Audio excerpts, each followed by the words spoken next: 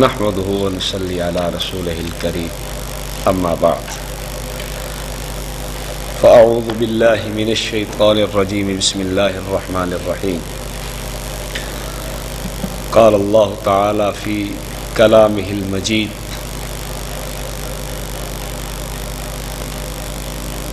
واعتصموا بحبل الله جميعا ولا تفرقوا صدق الله العظيم وقال عليه الصلاة والسلام اتبعوا السواد الأعظم وصدق رسوله النبي الكريم. سامعین گرامی قدر،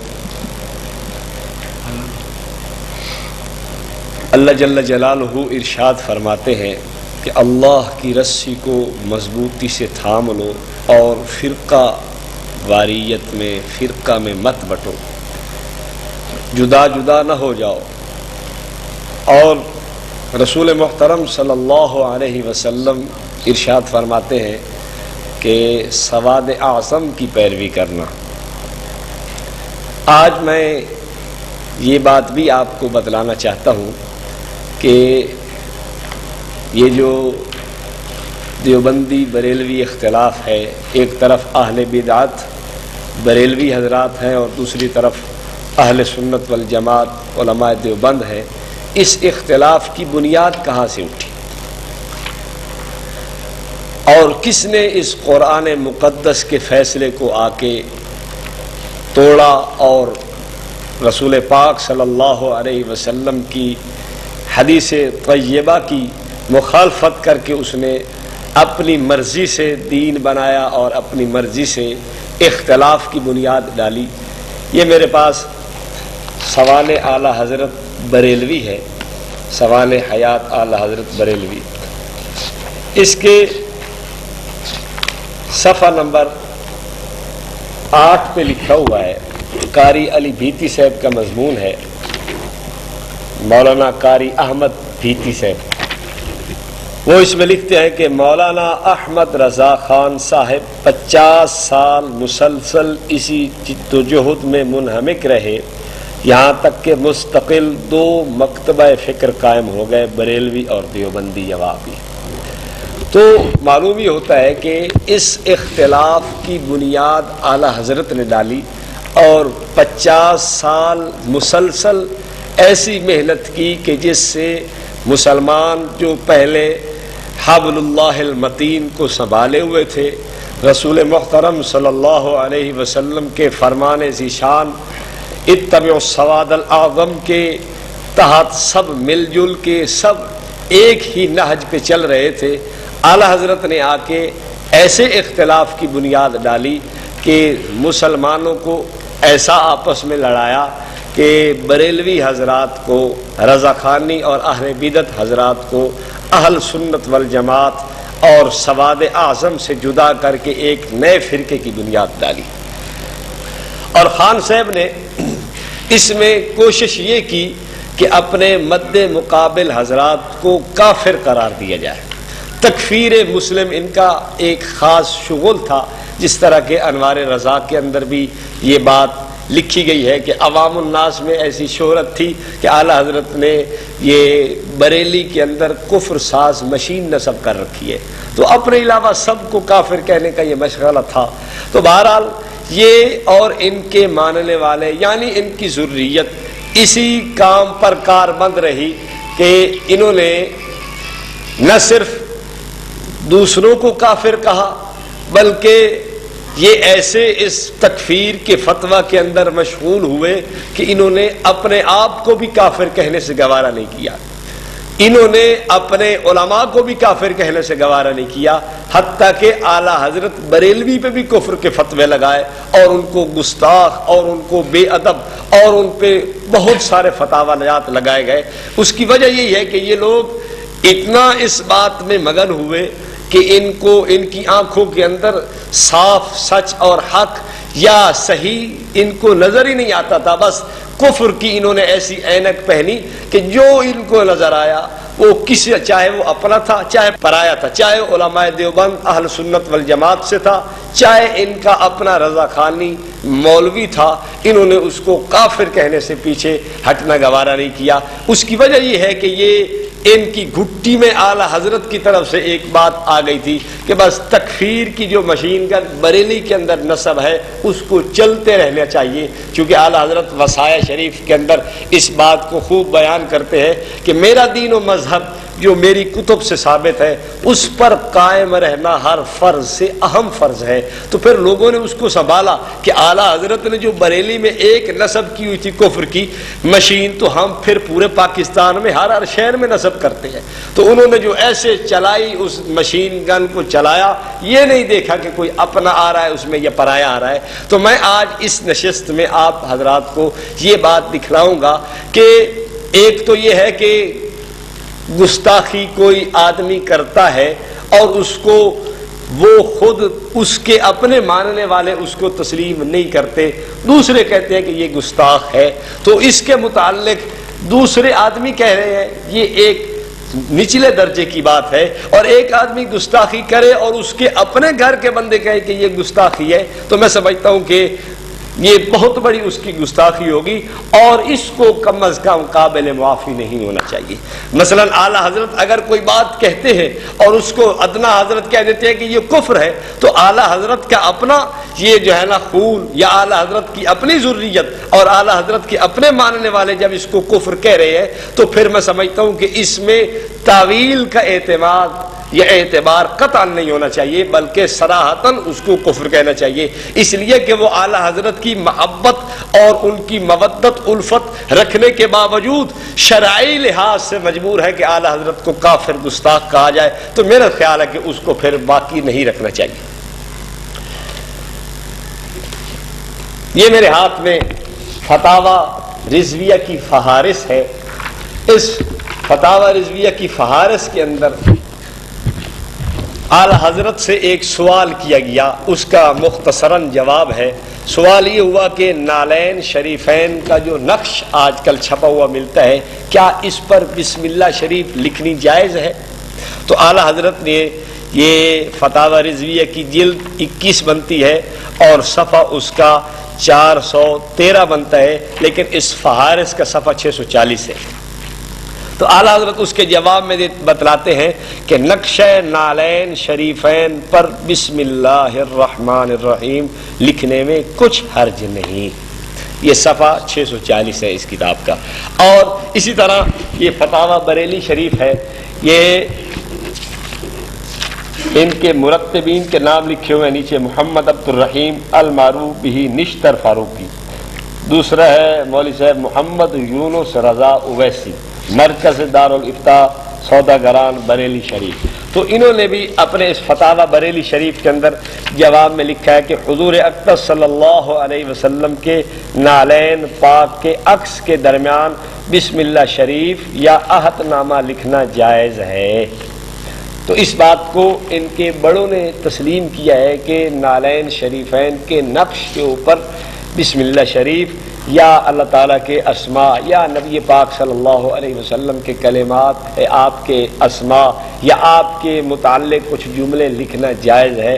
تو اگر یہ میں کہوں کہ گستاخی ہے تو آپ کہو گے یا کوئی بھی کہہ سکتا کہ یار آپ کہہ رہے ہو نا، انہوں نے تو نہیں کہا نا۔ میں اب آپ کے سامنے ایک انہی کے گھر کے ایک بڑے جید آدمی جس کو مفتی اقتدار احمد خان نعیمی کہتے ہیں اور مفتی احمد یار نعیمی حکیم الامت جن کو کہا جاتا ہے، یہ ان کے فرزند ہیں، جانشین ہیں، ان کی مسند پہ بیٹھ کے کام کرنے والے ہیں، اور یہ ایک بڑے ذمہ دار آدمی ہے، کوئی عام یا کوئی چھپے ہوئے آدمی یا کوئی ایسا عام سا آدمی نہیں بلکہ ذمہ دار آدمی ہے۔ میں ان کے آپ کو عبارات سناتا ہوں۔ یہ ان کا ایک رسالہ ہے نقش نعل پاک پر اسماء مبارک لکھنا، ان کی فتاوی نعیمیہ 5-6 جلدوں میں چھپی ہوئی ہے، العطایا الاحمدیہ فی فتاوی نعیمیہ، اس میں سے یہ رسالہ جو ہے نا لے کے الگ چھاپا گیا ہے۔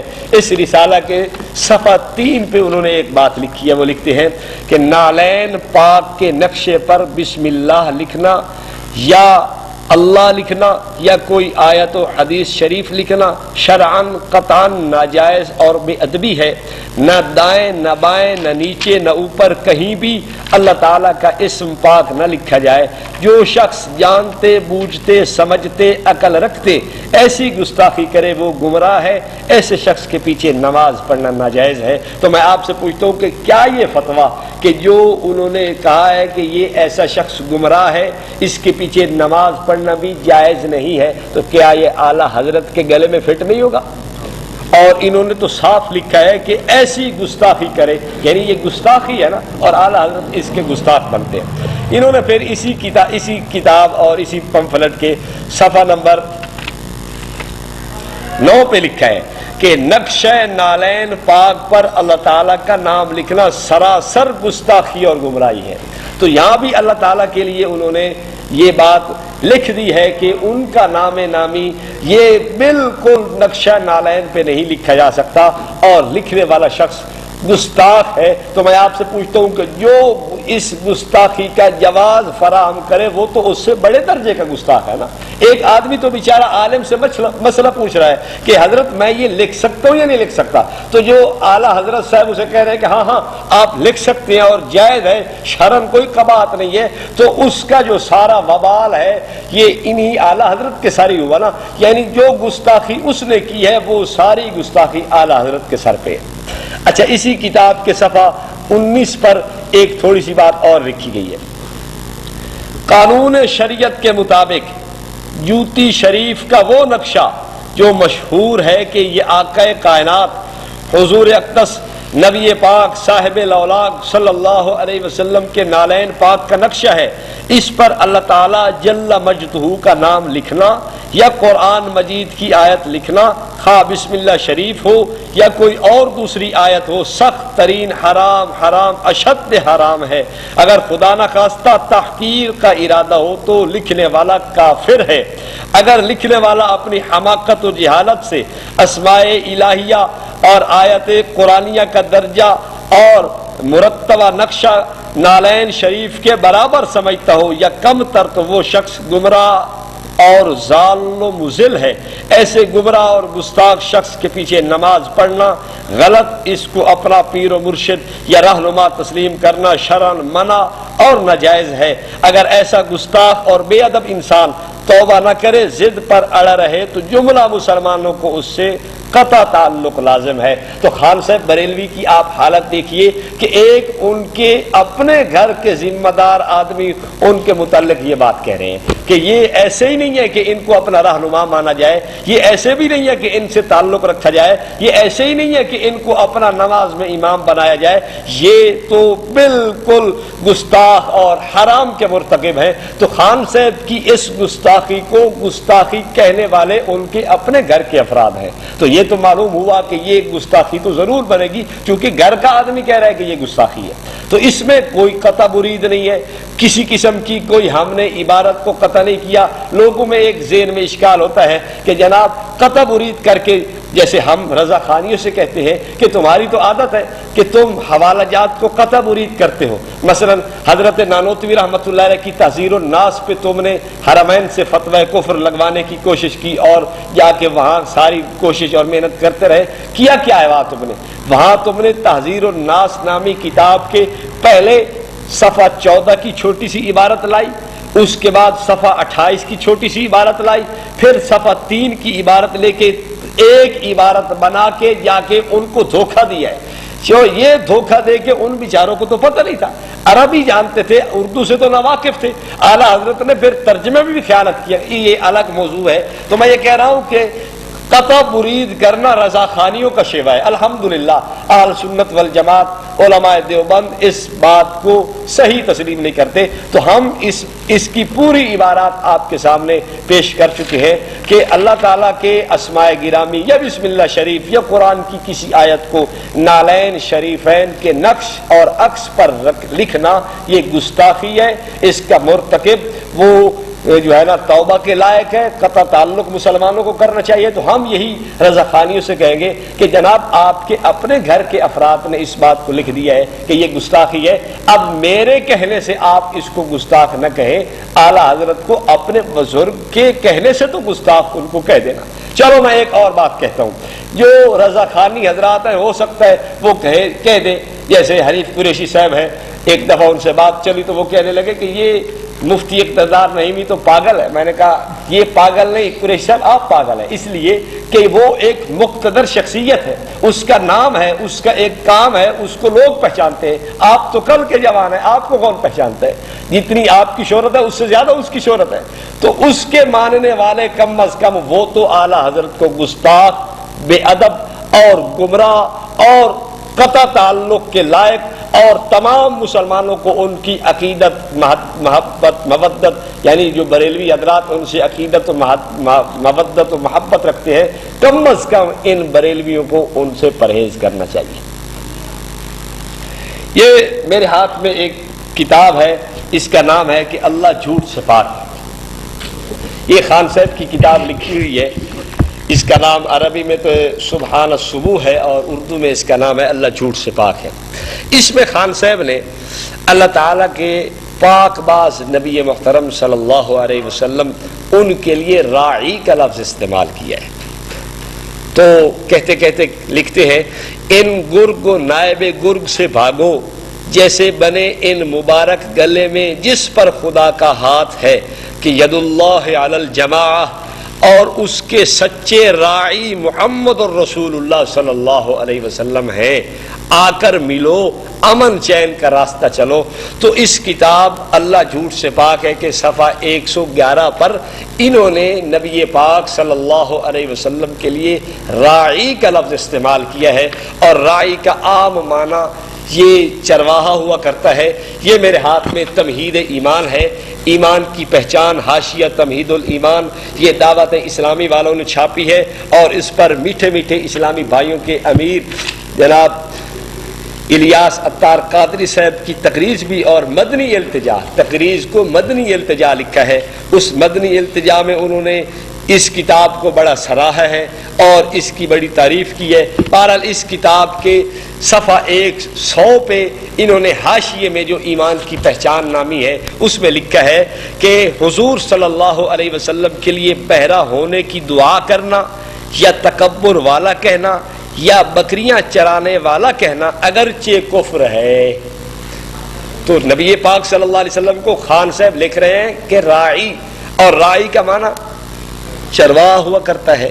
تو ادھر ان کو دیکھیے یہ کہہ رہے ہیں کہ حضور پاک صلی اللہ علیہ وسلم کو بکریاں چرانے والا کہنا کفر ہے، تو خان صاحب کا یہ دوسرا کفر اور گستاخی یہ ان کے اپنے گھر کے اندر مسلم ہے۔ یہ ان کے بہت بڑے دعوت اسلامی کے امیر، ان کی بھی ساری معید اور ان کی بھی تقریر شدہ کتاب ہے، اور حاشیہ لکھنے والا عام آدمی نہیں ہے بلکہ مولانا محمد یوسف العطاری المدنی دامت برکاتہ العالیہ لکھا ہوا ہے۔ اور ان کی اس حاشیہ نمائی نے کیا اعلیٰ حضرت کی کتاب کی جناب تعریف کی، بلکہ اعلیٰ حضرت کو تو انہوں نے کفر کے گھاٹ ہی اتار دیا۔ تو میں یہی ان سے کہوں گا کہ جب اعلیٰ حضرت ان کے اپنے اصول کی روشنی میں یہ اس قدر ہے کہ وہ کفر کے گھاٹ اترتا ہے، تو پھر میرا خیال ہے کہ اس کو ایمان کی روشنی اور تقاضے میں یہی بات ہے کہ جو کافر ہے اس کو کافر کہا جائے۔ یہ تو کوئی بات نہیں ہے نا کہ ایک شخص نبی پاک صلی اللہ علیہ وسلم کے لیے اتنی گستاخی لکھ جائے تو ہم اس کو اب بھی اپنا اعلیٰ حضرت مانے۔ اچھا ایک بات یہی مزے کی ہے، میں کرتا چلا جاؤں کہ اعلیٰ حضرت کے اندر یہ ساری خواصیں تھی کیوں؟ اس کی کیا وجہ ہے؟ اس کی وجہ یہ ہے کہ اعلیٰ حضرت، یہ ان کے ملفوظات ہیں، ان کے صفحہ 253 پہ لکھا ہوا ہے۔ اعلیٰ حضرت فرماتے ہیں کہ بفضل ہی، ہاں پیچھے بات چل رہی ہے کہ اگر کھانے کی ابتدا میں بھول جائے اور درمیان میں یاد آئے تو فوراً بسم اللہ علی اولہ و آخرہ پڑھ لے، شیطان اسی وقت طے کر دیتا ہے۔ اور بفضل ہی میں بھوکا ہی مارتا ہوں، یہاں تک کہ پان کھاتے وقت بسم اللہ، اور جب چھالیاں منہ میں ڈالی تو بسم اللہ شریف، یعنی پڑھ لیتا ہوں. ہاں حقہ پیتے وقت نہیں پڑھتا. حقہ پیتے وقت کیا مطلب کہ میں حقہ پیتے وقت بسم اللہ نہیں پڑھتا تاکہ شیطان میرے حقے میں شریک رہے اور ادھر سے بھوکا رہتا ہے سارا دن, میں اس کو کھانے کے لیے کچھ نہیں دیتا, اور ادھر سے جب بھوکے ہی حقہ پڑے گا اس کو پیے گا تو پھر اس کو مزہ آ جائے گا اور اس کی طبیعت اچھی صاف ہوگی. تو میں یہ کہتا ہوں کہ شیطان اور اس کالے حضرت کا حقہ پانی کیا تھا؟ ایک تھا نا. اب اعلیٰ حضرت حقہ پیتے ہیں, بڑے دبا کے حقہ پیتے ہیں. انہی کا ایک مرید اور مرتب مفتی محمد اسلم قادری, انہوں نے افادات مرتب کیے ہیں مجدد اسلام اعلیٰ حضرت امام احمد رضا خان بریلوی کے, حجت الاسلام حضرت شاہ احمد رضا خان بریلوی کے, صدر الافاضل حضرت مولانا سید نعیم الدین مراد آبادی کے, مناظر اسلام حضرت مولانا نظام الدین ملتانی کے, 4 بڑے بڑے ان کے جید علماء کا یہ ایک جو ہے نا افادات کا ترتیب دیا ہوا ایک مجموعہ ہے. اس کا نام ہے انوار شریعت. اس کی پہلی جلد کے اندر یہ لکھا ہوا ہے کہ ایک شخص نے صرف حقہ مہمانوں کے لیے اپنے گھر میں بنا رکھا تھا, اس سبب سے وہ آپ صلی اللہ علیہ وسلم کی زیارت سے محروم رہا. اس کا مطلب یہ ہے کہ اس نے صرف مہمانوں کے لیے رکھا ہوا تو زیارت سے محروم رہا, تو جو صبح و شام پیے, ہر وقت پیے اور شیطان کے ساتھ مل کے چسکیاں لگائے بیٹھ کے, تو میرا خیال ہے اس کو تو زیارت ساری زندگی ہوئی بھی نہیں ہے اور نہ ہی اس کو ہونی چاہیے. اچھا اگلی بات یہ دیکھتے ہیں, انہوں نے اسی کے نیچے کچھ تھوڑا سا اور عبارتیں نقل کرنے کے بعد آخر میں ایک شعر لکھا ہے. یہ حقہ بڑ بڑ کرتا ہے, یہ شیطون کا خایا ہے, خایا فارسی میں ذکر کو کہتے ہیں. یہ لمبا کانا ایسے ہے جیسے شیطون ذکر چھپایا ہے.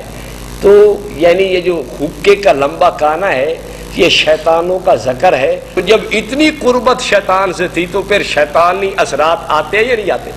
شیخ سعدی رحمۃ اللہ علیہ نے جو شعر ایسے مصرع کا ہے, صحبت صالح ترا صالح کنت, صحبت طالح ترا طالح کنت, کہ ہر بندے کی صحبت کا اثر ہے, نیک کی صحبت کا اثر نیک پڑتا ہے, اچھا پڑتا ہے, اور برے کی صحبت کا اثر. تو ایک آدمی شیطان کی صرف صحبت میں نہیں بلکہ بالفعل صحبت میں رہے. ایک ہے صحبت کا معنی ساتھ رہنا, ایک صحبت کا معنی دوسرا بھی ہے. تو اعلیٰ حضرت تو اس صحبت میں رہے ہیں. تو جب اس صحبت میں رہ کے اعلیٰ حضرت یہ اپنا سارا زندگی کا سفر طے کرتے ہیں, تو کیا خیال ہے شیطان کی شیطانیت کا اثر نہیں پڑے گا؟ اس وجہ سے یہ سب کچھ آپ دیکھ رہے ہیں. اچھا اعلیٰ حضرت سے ایک اور سوال کیا گیا کہ اسی نالین شریفین کے متعلق, تو اعلیٰ حضرت نے اس کے متعلق ایک بات سے استدلال کیا کہ سیدنا عمر رضی اللہ تعالیٰ عنہ نے جو گھوڑے رکھے ہوئے تھے, یعنی جنگی گھوڑے تھے, ان کی رانوں پر لکھا ہوا تھا حبیس فی سبیل اللہ, تو اللہ تعالیٰ کا نام تھا. تو ران تو نجاست کا محل ہے, تو سیدنا عمر اگر نجاست والی جگہ پہ جہاں ممکن ہوتا ہے کہ نجاست لگ جائے, اگر وہاں سیدنا عمر رضی اللہ تعالیٰ عنہ اللہ کا نام لکھوا سکتے ہیں تو ہم بھی نالین کے نقشے پہ لکھوا سکتے ہیں. یہ الگ بات ہے کہ اس کی سند کے اعتبار سے اس کی کیا حالت ہے, ہم اس کی طرف نہیں جاتے. ہم صرف اس استدلال پر ان کے مفتی اقتدار احمد نعیمی کا تبصرہ آپ کو پڑھ کے سنائیں گے کہ وہ کیا کہتے ہیں.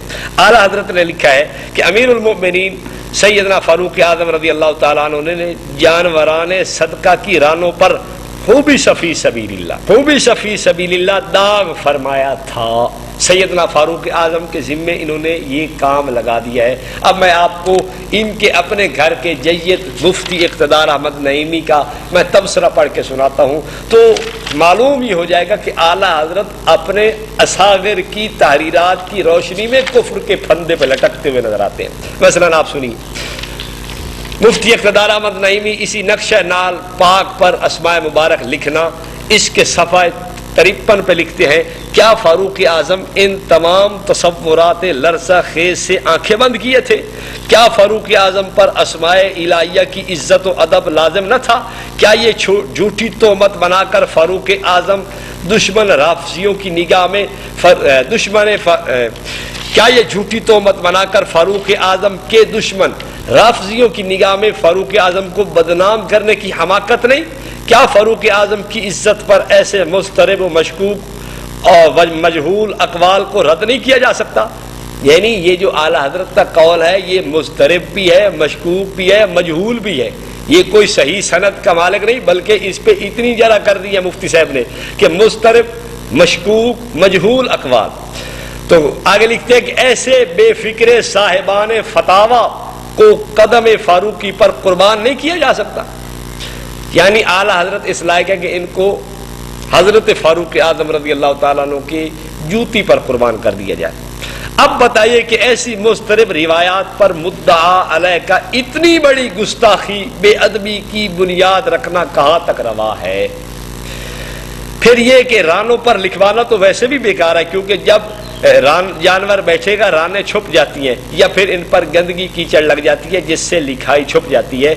تو اعلیٰ حضرت کو مفتی اقتدار احمد نعیمی کہہ رہے ہیں کہ یہ جھوٹی تہمت بنا کر اعلیٰ حضرت نے سیدنا فاروق اعظم کے دشمن رافضیوں کو خوش کرنے کی ایک حماقت کی ہے۔ سمجھ آ رہی بات کی؟ تو یہ گستاخی کتنی بڑی ہے کہ اعلیٰ حضرت سیدنا فاروق اعظم رضی اللہ تعالیٰ عنہ کے دشمنوں کو خوش کر رہے ہیں۔ اس گستاخی کو مفتی اقتدار احمد نعیمی خاموش نہیں رہ سکے، بلکہ انہوں نے اس گستاخی کو برداشت نہیں کیا۔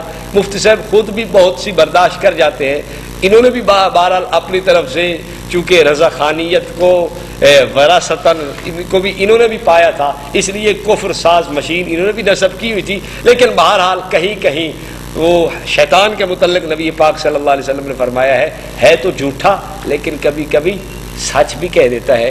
تو یہ ہے تو رضا خانی لیکن کبھی کبھی بات سچی بھی بتلا دیتے ہیں۔ تو انہوں نے اعلیٰ حضرت کے اس فتوے پر صاف لکھا ہے کہ یہ اعلیٰ حضرت نے سیدنا فاروق اعظم کے نام پہ جھوٹی تہمت لگائی ہے اور ان کے دشمن رافضیوں کو خوش کرنے کی کوشش کی ہے۔ بہرحال ہم فدایان احمد رضا خان سے کہیں گے کہ کچھ تو خیال کرو، اعلیٰ حضرت تمہارے ہی اصولوں کی روشنی میں گستاخ، بے ادب، سیدنا فاروق اعظم کے دشمن رافضیوں کو خوش کرنے والا اور اس قسم کی حرکتوں کا مالک نظر آ رہا ہے، تو خود ہی اعلیٰ حضرت کے اوپر گستاخی کا فتویٰ لگا دو۔ اچھا، یہ اعلیٰ حضرت کی کتاب ہے جی اللہ جھوٹ سے پاک ہے، میں نے پہلے بھی پیش کی ہے۔ اسی کتاب کے صفحہ 94 کے حاشیے پہ ایک بات لکھی ہوئی ہے کہ اعلیٰ حضرت کا جو ماننے والا ان کا ایک بڑا ہی بہترین محب ہے، وہ ایک بات لکھ رہا ہے، کہتا ہے کہ اب تو دیوبندیوں دو ورقیوں کا کوئی جواب نہیں دیتا، اور یہ نہ دیکھا کہ کسی عاقل کے نزدیک ان کی دو ورقیاں تھوکنے کے قابل بھی نہ رہیں، بلکہ ان پر پیشاب کرنا پیشاب کو اور ناپاک و خراب کرنا ہے۔ یعنی علماء دیوبند کی جو تحریرات ہیں ان کو جواب دینے کی ضرورت نہیں ہے، ان کی یہ تو تھوکنے کے قابل بھی نہیں ہے، بلکہ ان پہ پیشاب کرنا پیشاب کو زیادہ ناپاک بنانا ہے۔ میں دعوے سے کہتا ہوں ہماری تقویت الایمان، ہماری سیرات مستقیم اور ہمارے اکابر کی دیگر کتابیں، تحذیر الناس، فتاوی رشیدیہ، براہین قاطعہ، حفظ الایمان، ساری کتابوں کو آپ اٹھا کے دیکھ لیجئے، آیات، احادیث طیبات، رسول پاک صلی اللہ علیہ وسلم کے اسماء گرامی، اللہ تعالیٰ کی مدحت و مدحت میں کلمات، اللہ تعالیٰ کا ذکر خیر، صحابہ کا ذکر خیر، ان تمام بابرکت الفاظ سے وہ بھری ہوئی کتابیں ہیں۔ قرآن کی آیات، احادیث طیبات۔ احمد رضا خان کا یہ ایک فضلہ خان یہ کہتا ہے کہ ان پہ پیشاب کرنا پیشاب کو زیادہ ناپاک بنانے والی بات ہے۔ تو اس سے بڑھ کے کوئی گستاخی ہو سکتی ہے؟ یار ہمارے ساتھ تو ٹھیک ہے تمہارا اختلاف ہو سکتا ہے، ہوگا، لیکن قرآن سے تو کوئی اختلاف نہیں نا۔ کیا قرآن سے بھی اختلاف ہے ان رضا خانیوں کا؟ ہے، بالکل ہے۔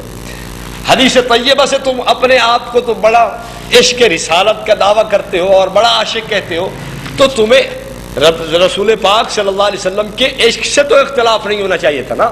تم نے وہاں بھی اختلاف کیا، صحابہ کے نام اور صحابہ کے اقوال اور صحابہ اور اولیاء کرام کی باتوں سے تو تمہیں اختلاف نہیں ہونا چاہیے تھا نا، لیکن تم نے ان سے بھی کیا۔ ان ساری باتوں پر تم پیشاب کرنے کے لیے تیار ہو اور یہ کہتے ہو کہ پیشاب کرنا پیشاب کو زیادہ پلید بنانے والی بات، یعنی معاذ اللہ معاذ اللہ معاذ اللہ، نقل کفر کفر نماشد۔ یعنی ان کتابوں میں ایسی باتیں لکھی ہوئی ہیں جو پیشاب کو زیادہ پلید بنانے والی ہے۔ تو لکھا ہوا کیا ہے؟ قرآن کی آیات ہے، احادیث طیبات ہے، نبی پاک صلی اللہ علیہ وسلم کے اسماء گرامی ہیں، رسول پاک صلی اللہ علیہ وسلم کی باتیں ہیں، صحابہ کے اسماء ہیں، صحابہ کی باتیں ہیں، اولیاء کرام کے اقوال ہیں۔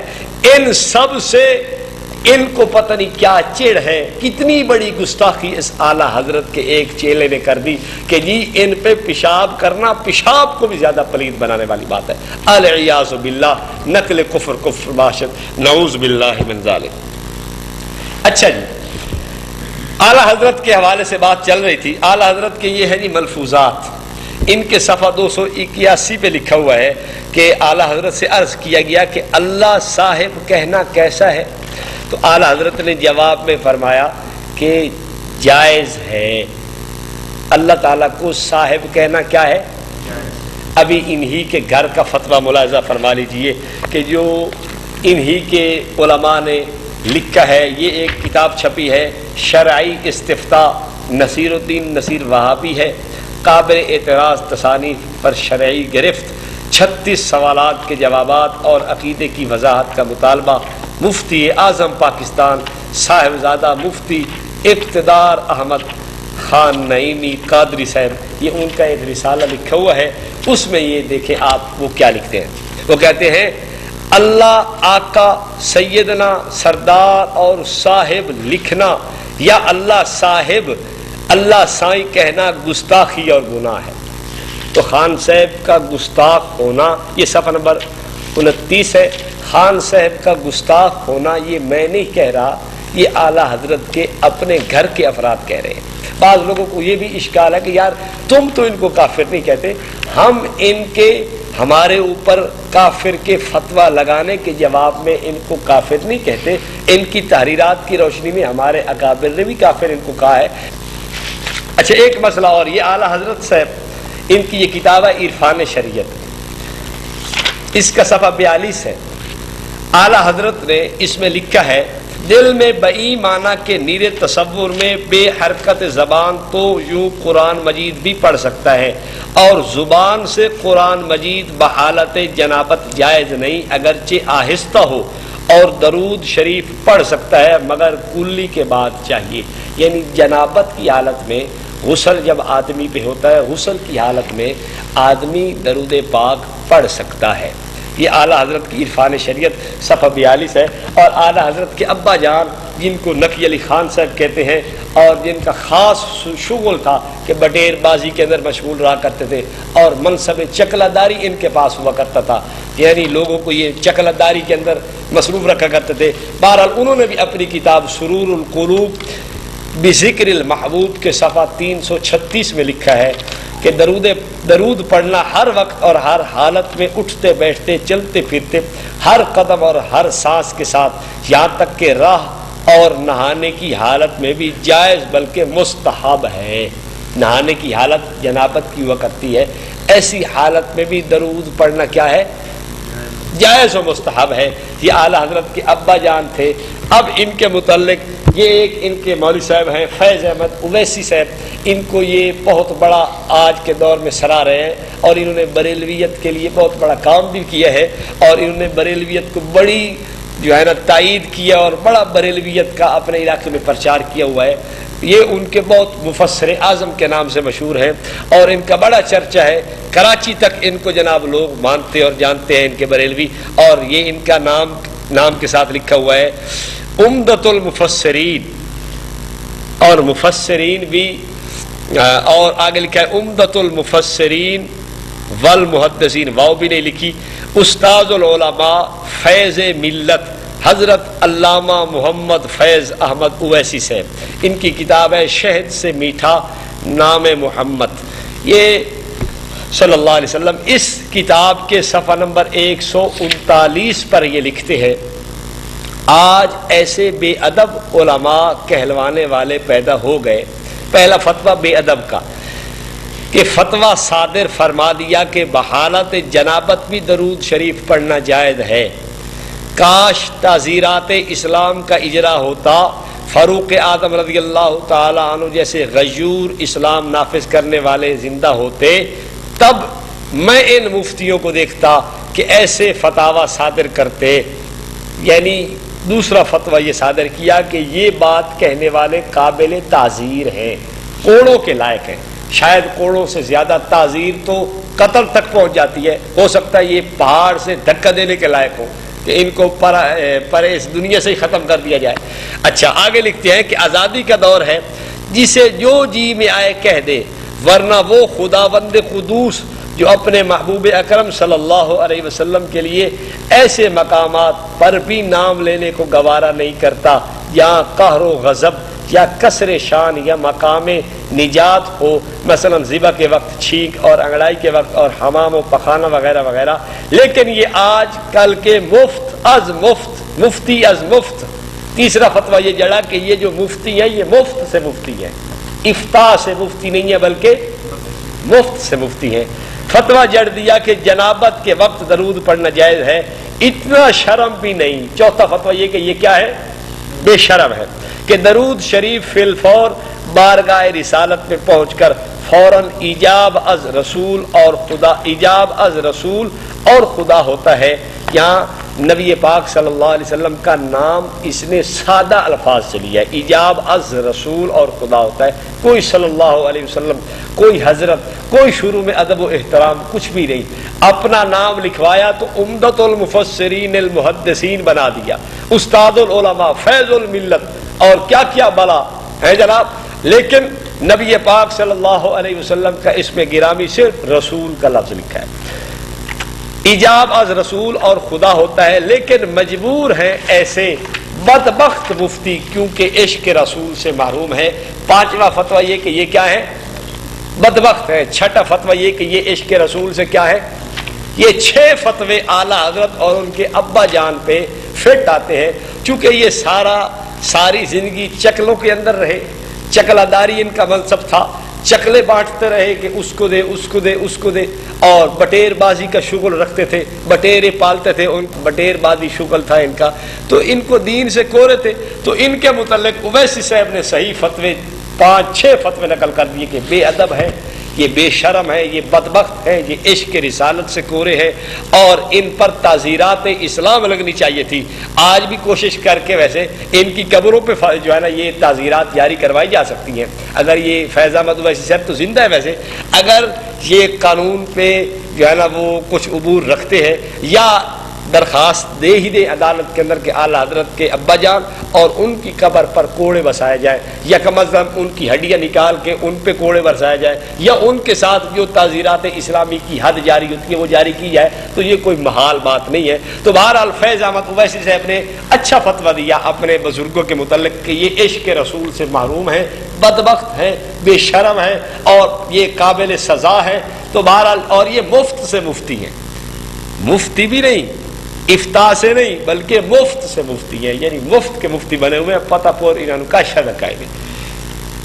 اچھا آگے آئیے، یہ ایک ان کا گولڑ شریف کا بڑا بزرگ ہے، اور ان کی ایک کتاب ہے اسرار المشتاق، منظوم کلام السید غلام معین الدین شاہ صاحب پیر صاحب گولڑا شریف المعروف لالا جی۔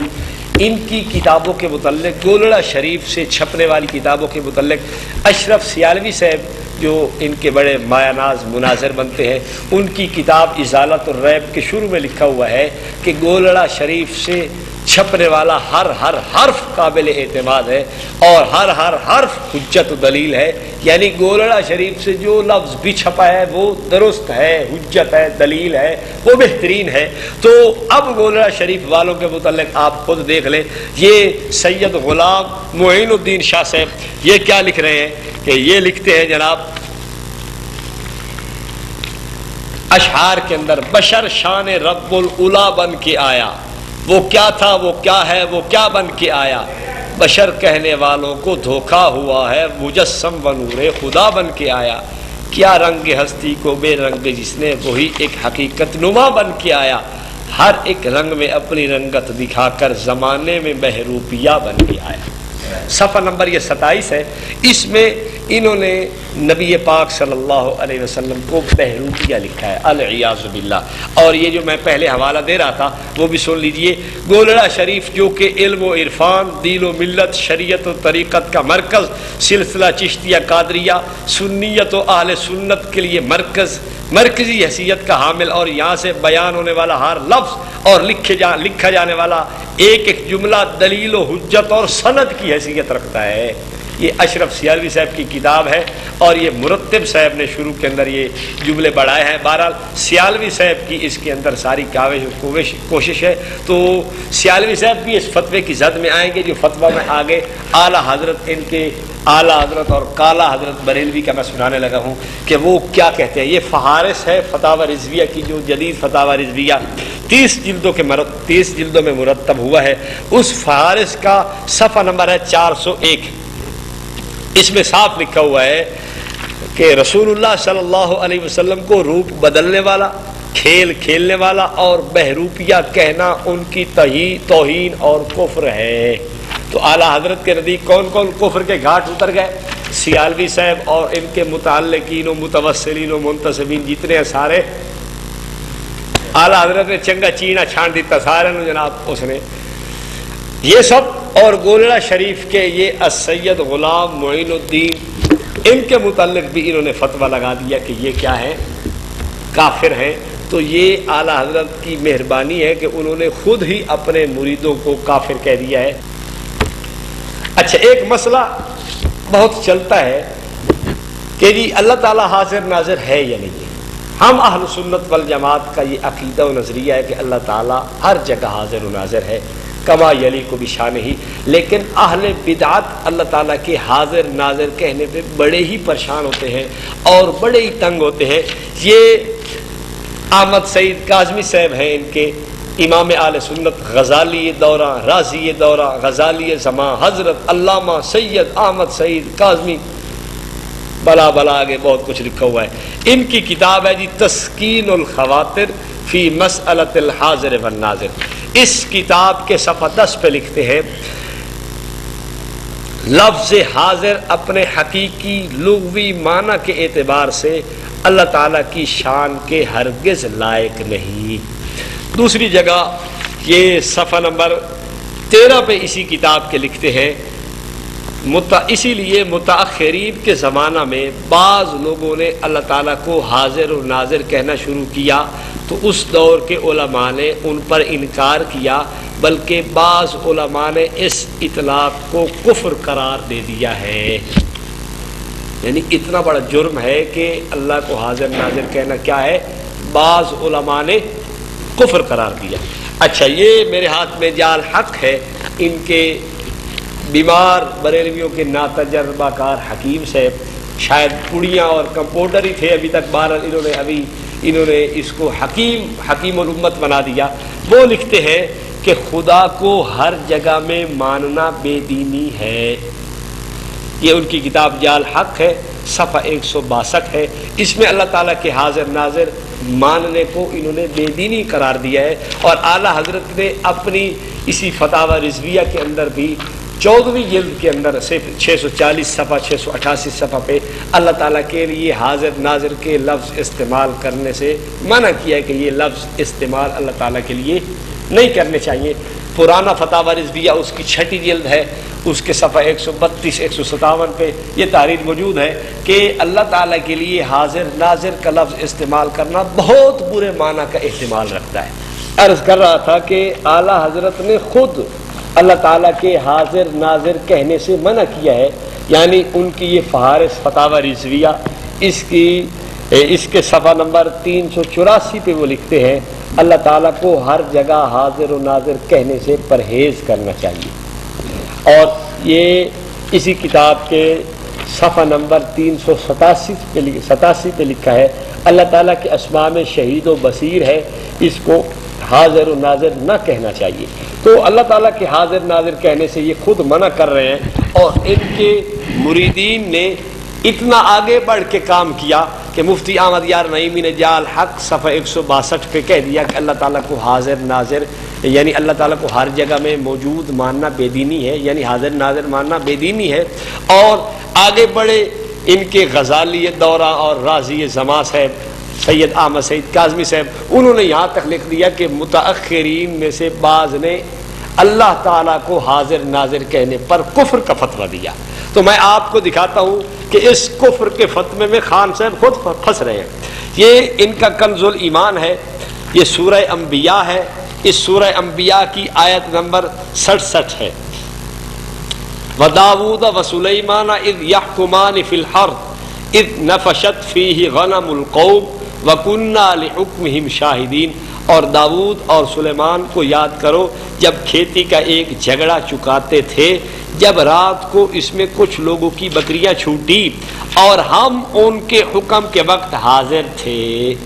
یہ کنز الایمان کے اندر خان صاحب خود اللہ تعالیٰ کے لیے حاضر کا لفظ استعمال کر رہے ہیں، تو پھر میں کیوں نہ کہوں کاظمی صاحب جو فتویٰ آپ نے تکفیر کا لکھا ہے وہ آپ کے اعلیٰ حضرت کے گلے فٹ ہوتا ہے، اور جناب بیمار بریلویوں کے ناتجربہ کار حکیم صاحب جو آپ یہ بے دینی کی جو ہے نا ایک لسٹ تیار کیے بیٹھے ہو، یہ آپ کے اعلیٰ حضرت کے گلے میں فٹ ہوتی ہے، تو پھر آپ کو ماننا چاہیے کہ خان صاحب بے دین بھی تھے، خان صاحب کافر بھی تھے۔ یہ میں نہیں کہہ رہا، آپ کے اپنے فتاویٰ کہہ رہے ہیں، تو ماننا چاہیے نا۔ اس میں کیا حرج کی بات ہے؟ جو آپ دوسروں کے لیے اصول بناتے ہو، کیا تمہارے لیے وہ اصول نہیں ہے؟ کیا وہ تمہارے لیے یہ بات نہیں ہے؟ اور اعلیٰ حضرت نے تو صاف اللہ تعالیٰ کے حاضر ناظر کہنے کو جو ہے نا روکا ہے اور منع کیا۔ بہرحال یہ فتویٰ تکفیر خان صاحب کے گلے میں بھی آئے گا، اور خان صاحب کے ابا جان جو بٹیر بازی کا خاص شغل رکھا کرتے تھے ان کے گلے میں بھی اترتا ہے۔ وہ لکھتے ہیں، یہ ان کی کتاب سرور القلوب بذکر المحبوب ہے، اس کتاب کے صفحہ 216 پہ لکھا ہے، اگر خدا کو حاضر ناظر نہیں سمجھتا تو محض جاہل ہے۔ اللہ تعالیٰ کو حاضر ناظر یہ کہہ رہے ہیں۔ اس کتاب کو اتنے تمہارے مؤیدین تائید کر رہے ہیں، عبدالحکیم شرف قادری کوئی معمولی ان کا آدمی نہیں، بڑا جید آدمی ہے ان کا، تو وہ بھی تائید کر رہا ہے۔ تو جب یہ اللہ تعالیٰ کو حاضر ناظر لکھ رہا ہے تو اس کا مطلب یہ ہے کہ یہ کاظمی کا فتویٰ، یہ جناب جی حکیم الامت صاحب ان کے جو ہے ان کا فتویٰ، یہ اعلیٰ حضرت کے ابا کے گلے میں بھی فٹ ہو گیا، اعلیٰ حضرت کے گلے میں بھی آیا اور اعلیٰ حضرت کے ابا جان کے گلے میں بھی آیا۔ اچھا آپ کو یہ بھی بتاتا چلوں کہ اور کس نے انوار شریعت کے اندر بھی ہے، اور کس نے ان کو جو ہے نا یہ ان کے فتوے کی زد میں اور کون کون سے آئے ہیں۔ یہ انوار ساتیہ ہے، ضیاء القرآن کی چھپی ہوئی ہے، اس کتاب کے صفحہ 432 پہ لکھا ہوا ہے۔ یہ ان کے عبدالسمیع رامپوری صاحب ہیں، اس کتاب پر اعلیٰ حضرت کی تقریر بھی موجود ہے اور اعلیٰ حضرت نے اس کتاب کی بڑی تعریف بھی کی ہے۔ اس کتاب کے صفحہ 432 پہ ہے، کوئی ایسا نہیں جو عرش سے لے کر تا تحت الثری، ہر مکان، ہر زمان، ہر آن میں اللہ تعالیٰ کی طرح حاضر ناظر ہو۔ تو اللہ تعالیٰ کو حاضر ناظر رامپوری صاحب بھی مان رہے ہیں، اور رامپوری صاحب کی کتاب پہ تقریر اعلیٰ حضرت کی بھی ہے۔ اعلیٰ حضرت پہ ڈبل فتویٰ لگے گا، ایک اپنی تحریر لکھنے کی وجہ سے، ایک ادھر تقریر لکھنے کی وجہ سے، ڈبل فتویٰ اعلیٰ حضرت کے گلے میں بہت اچھا نظر آئے گا۔ اور یہ میرے ہاتھ میں آپ دیکھیے حیرانگی کی بات کہ مفتی احمد یار نعیمی صاحب جو بیمار بریلویوں کے ناتجربہ کار حکیم ہیں، پتہ نہیں کمپاؤنڈر تھے یا کیا تھے، بہرحال انہوں نے جو حکیم ان کو بنایا ہوا، انہوں نے جو یا حق میں لکھا کہ اللہ کو ہر جگہ میں موجود ماننا بے دینی ہے، یہ اتنا بھول گئے کہ میں اپنی کتاب میں خود ہی اللہ کو حاضر ناظر لکھ رہا ہوں۔ یہ ان کی کتاب ہے تفسیر نعیمی، اس کی پہلی جلد ہے، اور اس کے صفحہ 58 پہ لکھا ہے کہ التحیات میں جب یہ کہا جاتا ہے السلام علیکہ ایھا النبی، اس سے معلوم ہوتا ہے کہ نمازی جس طرح اللہ کو حاضر ناظر جانے اسی طرح محبوب صلی اللہ علیہ وسلم کو بھی تو اللہ تعالیٰ کو حاضر ناظر کہہ دیا یا نہ کہہ دیا۔ یہ تو یہ خان صاحب نے اپنا فتویٰ اپنے گلے میں ڈال دیا۔ یار اتنا بھی کوئی بے وقوف ہوا کرتا ہے کبھی کہ اپنا فتویٰ اپنے گلے میں ڈالے، لیکن یہ مفتی صاحب حیرانگی ہوتی ہے ان کی عقل پہ۔ ایک جگہ لکھ رہے ہیں کہ یہ بے دینی ہے اور وہ بے دینی کا ہار اپنے گلے میں سجا کے خوش بیٹھے ہوئے، کیا کہا جائے ان کو۔ اچھا یہ ان کی انوار شریعت ہے جو ان کے 4 جید علماء کے افادات ہیں، اس کو مرتب کرنے والا مولانا مفتی محمد اسلم قادری رضوی علوی صاحب ہیں۔ وہ اس کتاب کی انوار شریعت کی جلد اول صفحہ 431 تخت پہ لکھتے ہیں ہر وقت اور ہر جگہ خداوند، ہر وقت اور ہر لحظہ خداوند کریم کی ذات کو حاضر ناظر سمجھنا چاہیے. ہر وقت اور ہر لحظہ خداوند کریم کی ذات کو حاضر ناظر سمجھنا چاہیے. تو میں یہ بریلوی حضرات سے اپیل کروں گا کہ جو تکفیر کا فتویٰ، جو بے دینی کا فتویٰ آپ نے اپنے ہمارے لیے تیار کیا تھا، وہ کم از کم اپنے علماء کو بھی کافر. تو اعلیٰ حضرت اس فتوے کی زد میں ہے، اعلیٰ حضرت کا ابا اس فتوے کی زد ہے، اور اس لیے میں رضا خانیوں سے کہوں گا کہ آپ کو جھجکنا نہیں چاہیے، چونکہ آپ سب کچھ کہتے ہیں کہ ہم چھوڑ سکتے ہیں، اور ہمارے لیے تو آپ یہ اصول ہمیں بتلاتے ہیں کہ لفظ صریح میں تعویل نہیں ہوتی، ہم کسی قسم کی رعایت کے مستحق نہیں ہیں، جو ہے نا وہ رعایت نہیں کر سکتے. تو بھائی جب تمہارے اپنے گھر کی بات آئی، جب خان صاحب پہ فتویٰ کفر لگتا ہے، جب نقی علی خان پہ فتویٰ کفر لگتا ہے، جب ان چار تمہارے جید اکابر پہ فتویٰ کفر لگتا ہے، جب یہ مفتی احمد یار نعیمی پہ فتویٰ کفر لگتا ہے، تو پھر آپ کو خاموش نہیں رہنا چاہیے. غیرت کا تقاضا ہے، اگر ہے اس آپ کے اندر وہ، تو پھر ان سب کو آپ کافر بے دین کہہ کے امت مسلمہ کو بتا دیں کہ ہم جیسے دوسروں کو کافر کہنے والے ہیں وہ مشین ہمارے پاس موجود ہے، ہم اپنوں کو بھی چھوڑا نہیں کرتے. یہ میرے پاس سبا سنابل ہے. اس کتاب کا ترجمہ مفتی محمد خلیل خان قادری برکاتی صاحب نے کیا ہے. اس کتاب کی توثیق مفتی مولوی احمد رضا خان نے بھی کی ہے فتاوی رضویہ میں. اس کتاب کی تعریف کرتا گیا ہے. اس کتاب کے صفحہ 147 پہ لکھا ہوا ہے، ایک شخص حضرت سلطان المشائخ کے احوال کا منکر، آپ کی راہ و روش سے متنفر، اور ایک دوسرے درویش کا معتقد تھا. ایک روز اس درویش سے کہنے لگا کہ میری یہ آرزو ہے کہ حضرت خضر علیہ السلام سے ملاقات کروں، اگر سرکار کے کرم سے ملاقات ہو جائے تو انتہائی بندہ نوازی اور سرفرازی ہو. درویش نے جواب دیا کہ جس روز حضرت سلطان المشائخ کے یہاں مجلس سرود و سما ہوتی ہے، اس روز حضرت خضر علیہ السلام تشریف لاتے ہیں اور لوگوں کے جوتوں کی نگہبانی فرماتے ہیں. خضر علیہ السلام نبی ہیں، اس میں کوئی شک کی بات نہیں ہے. ٹھیک ہے، اب ان کو بریلویوں نے کہاں کھڑا کیا ہے؟ جوتوں کی نگہبانی پر. اچھا آپ دیکھیے، یہ وہی مفتی اقتدار احمد خان نعیمی، ان کی کتاب ہے تنقیدات علی مطبوعات، یہ صفحہ نمبر 4 پہ لکھتے ہیں کہ یہ جملہ خود اپنی نگاہوں سے پڑھا سخت ترین گستاخی ہے. حضرت خضر علیہ السلام اللہ کے نبی ہیں، اور اس طرح کے بیہودہ جملے ان کی شان میں بولنے بدتمیزی کی حد ہے. تمام غوث قطب ولی ابدال حضور خضر علیہ السلام کے جوتے سیدھے کر کے تو ولایت اور فیض روحانی حاصل کرتے ہیں. مجھے حیرانی ہے کہ ان کتابوں والوں کی عقلیں کہاں چلی گئی ہیں. اللہ تعالیٰ مجھ کو بھی اور سب کو ہدایت کامل عطا فرمائے. یہ مترجم صاحب یا کاتب کی چشم پوشی ہے. بہرحال جس کی بھی غلطی ہے سخت گناہ ہے. یہ کس کی غلطی ہے؟ مترجم صاحب کی یا کاتب کی چشم پوشی ہے. جس کی بھی غلطی ہے سخت گناہ ہے. حضرت خضر علیہ السلام کے بارے میں پورا بیان ہمارے فتاوی عطایا اور تفسیر نعیمی جلد 15 میں ملاحظہ فرمایا جائے. اگر مفتی خلیل صاحب یا کاتب حیات ہیں تو ان سے توبہ کرواؤ.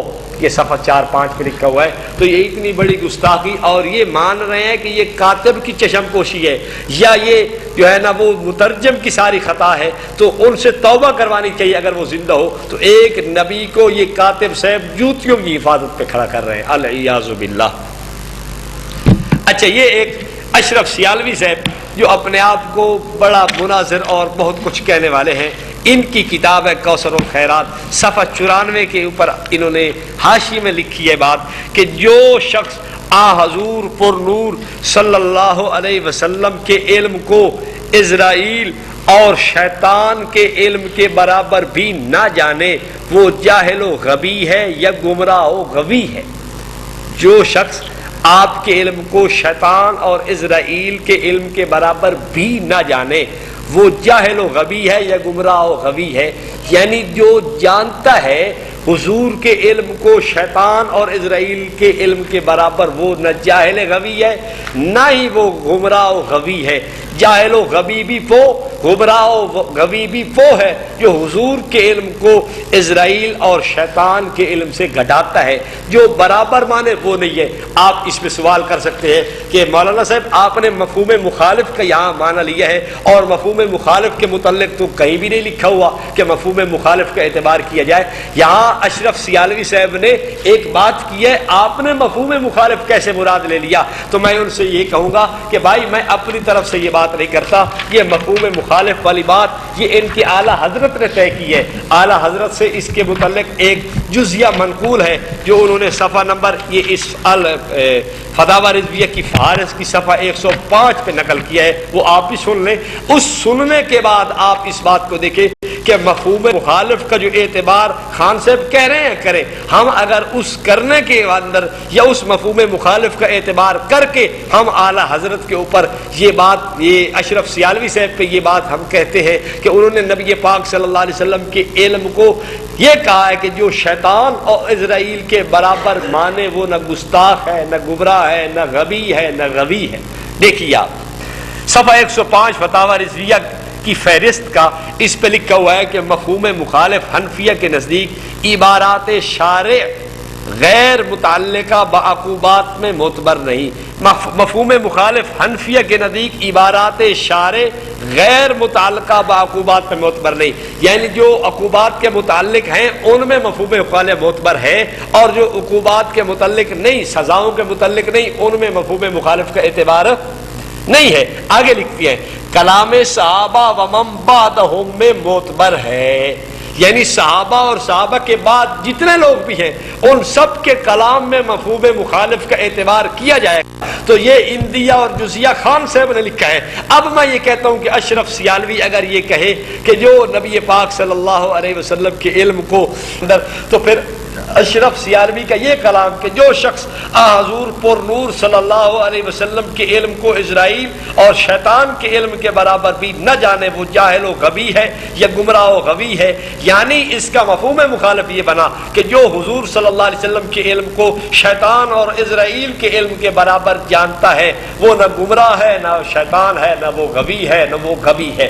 تو اب اس پہ کیا فتویٰ اشرف سیالوی پہ لکھتا ہے؟ اشرف سیالوی نے یہ مان لیا کہ حضور کا علم شیطان کے برابر جو کہے وہ نہ گمراہ ہے، نہ وہ جاہل ہے، نہ وہ غبی ہے، نہ وہ غوی ہے. اب اس پہ فتویٰ ہم انہی کی انوار شریعت جلد اول جو 4 لوگوں کے افادات کا مجموعہ ہے، مفتی محمد اسلم قادری صاحب نے اس کو ترتیب دیا ہے، اس کے صفحہ 380 جلد نمبر 1 پہ لکھا ہوا ہے جو یہ اعتقاد رکھتا ہو کہ نبی صلی اللہ علیہ وسلم اور شیطان کا علم دونوں برابر ہیں اور ایسا ہی حال ہے تو اس شخص کے کفر میں کوئی شک نہیں. عبارت یہ ہے کہ اس شخص کے کفر میں کوئی شک نہیں جو یہ اعتقاد رکھتا ہو کہ نبی صلی اللہ علیہ وسلم اور شیطان کا علم دونوں برابر ہیں اور ایسا ہی حال ہے. چاروں مسائل مذکور تو صاف کہہ دیا کہ جو نبی پاک صلی اللہ علیہ وسلم کے علم کو شیطان کے علم کے برابر کا ہے وہ کافر ہے. تو یہ اشرف سیالوی صاحب ان کی جو ہے نا تحریرات کی روشنی میں کافر ٹھہرے اور اشرف سیالوی صاحب کو یہ کافر کہتے ہیں اور اشرف سیالوی صاحب نے مناظرہ جنگ میں ان کو کافر کہا ہے. چینا ان چھڑی نہیں یار، وہ ان کو کافر کہہ رہے ہیں، یہ ان کو کافر کہہ رہے ہیں. بہرحال تو میں عرض یہ کر رہا تھا کہ رضا خانی حضرات سے پھر میں اپیل کروں گا کہ آپ ہماری بات نہ مانیں کہ جی یہ کافر ہیں، گستاخ ہیں، بے ادب ہیں، یہ فلاں ہیں، یہ جاہل ہیں، یہ غبی ہیں، یہ غوی ہیں، یہ شیطان ہیں. اپنے بزرگوں کی بات تو مان لیجئے کہ یہ کافر اور گستاخ و بے ایمان ہے. اچھا ایک بات اور بھی کہتے چلے جائیے، یہ مقالات سعیدی میرے ہاتھ میں ہے، یہ علامہ مولانا غلام رسول سعیدی صاحب کی لکھی ہوئی ہے. اس میں انہوں نے عصمت انبیاء کے متعلق لکھا ہے کہ حق یہ ہے کہ باوجود گناہ پر قادر ہونے کے گناہ سے اجتناب کے ملکہ اور مہارت کو عصمت کہتے ہیں. یعنی انبیاء کی عصمت یہ ہے کہ وہ گناہوں پر قادر ہونے کے باوجود گناہوں پر قادر ہونے کے باوجود گناہ نہیں کرتے. تو یہ غلام رسول سعیدی صاحب یہ کہہ رہے ہیں کہ جناب انبیاء کی عصمت اس کو کہتے ہیں کہ گناہوں پر قادر ہونے کے باوجود گناہ نہیں کرتے. آپ آئیے آپ کو میں لے چلتا ہوں. یہ اسی مفتی اقتدار احمد نعیمی صاحب کی یہ تفسیر نعیمی ہے, اس کی جلد نمبر 16 ہے, اس کے صفحہ 916 پہ لکھتے ہیں اگر کسی بدبخت گستاخ مصنف نے یہ لکھ دیا کہ نبی گناہ کر سکتا ہے مگر کرتا نہیں تو وہ مصنف خود ابلیس و شیطان ہے. تو یہ سعیدی صاحب پہ فتویٰ ایسا زبردست لگایا کہ بدبخت بھی ہے, گستاخ بھی ہے, ابلیس و شیطان بھی ہے.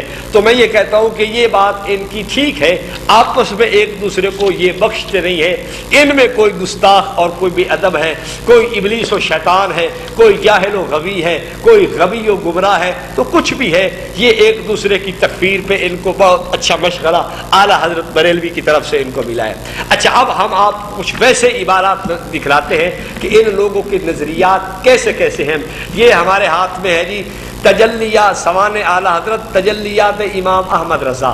اس کتاب کے صفحہ 156 پہ لکھا ہوا ہے کہ یہی محدث اعظم ہند کچھوچوی قدس سرہ فرماتے ہیں علماء دین کا اعلیٰ کارنامہ 14 صدی سے چلا آ رہا ہے مگر لغزش قلم اور فلتت لسان سے بھی محفوظ رہنا یہ اپنے بس کی بات نہیں. زور قلم میں بکثرت تفرد پسندی آ گئے, بعض مجدد پسندی پہ اتر آئے. یہ کرتے کرتے آگے کہتے ہیں کہ اعلیٰ حضرت فاضل بریلوی کی زبان و قلم کا یہ حال دیکھا کہ مولا تعالیٰ نے اپنی حفاظت میں لے لیا اور زبان و قلم نقطہ برابر خطا کرے اس کو ناممکن بنا دیا. یعنی اعلیٰ حضرت کی زبان و قلم سے نقطہ برابر بھی خطا نہیں ہو سکتی. لیکن اس جال حق میں آپ دیکھیں کہ اس جال حق کے اندر کیا لکھا گیا ہے. اس میں عصمت انبیاء کے متعلق پہلے بھی آپ پڑھ چکے ہیں کہ گناہ پر قادر تو ہوتے ہیں لیکن گناہ کرتے نہیں ہیں. اور اس عصمت انبیاء کے متعلق جو انہوں نے بات مفتی احمد یار نعیمی صاحب نے لکھی ہے اس کو بھی آپ ملاحظہ فرما لیں کہ انہوں نے انبیاء کے متعلق کیا لکھا ہے اور یہ اپنے اعلیٰ حضرت کے متعلق کیا لکھ رہے ہیں. آگے دیکھیے آپ لکھتے ہیں انبیاء کرام ارادتاً گناہ کبیرہ سے ہمیشہ معصوم ہیں. جان بوجھ کر نہ تو نبوت سے پہلے گناہ کبیرہ کر سکتے ہیں اور نہ اس کے بعد. ہاں نسیاناً خطاً صادر ہو سکتے ہیں مگر اس پر قائم نہیں رہتے. تو انبیاء سے گناہ کبیرہ کہہ رہے ہیں بھول کر خطا سے صادر ہو سکتے ہیں.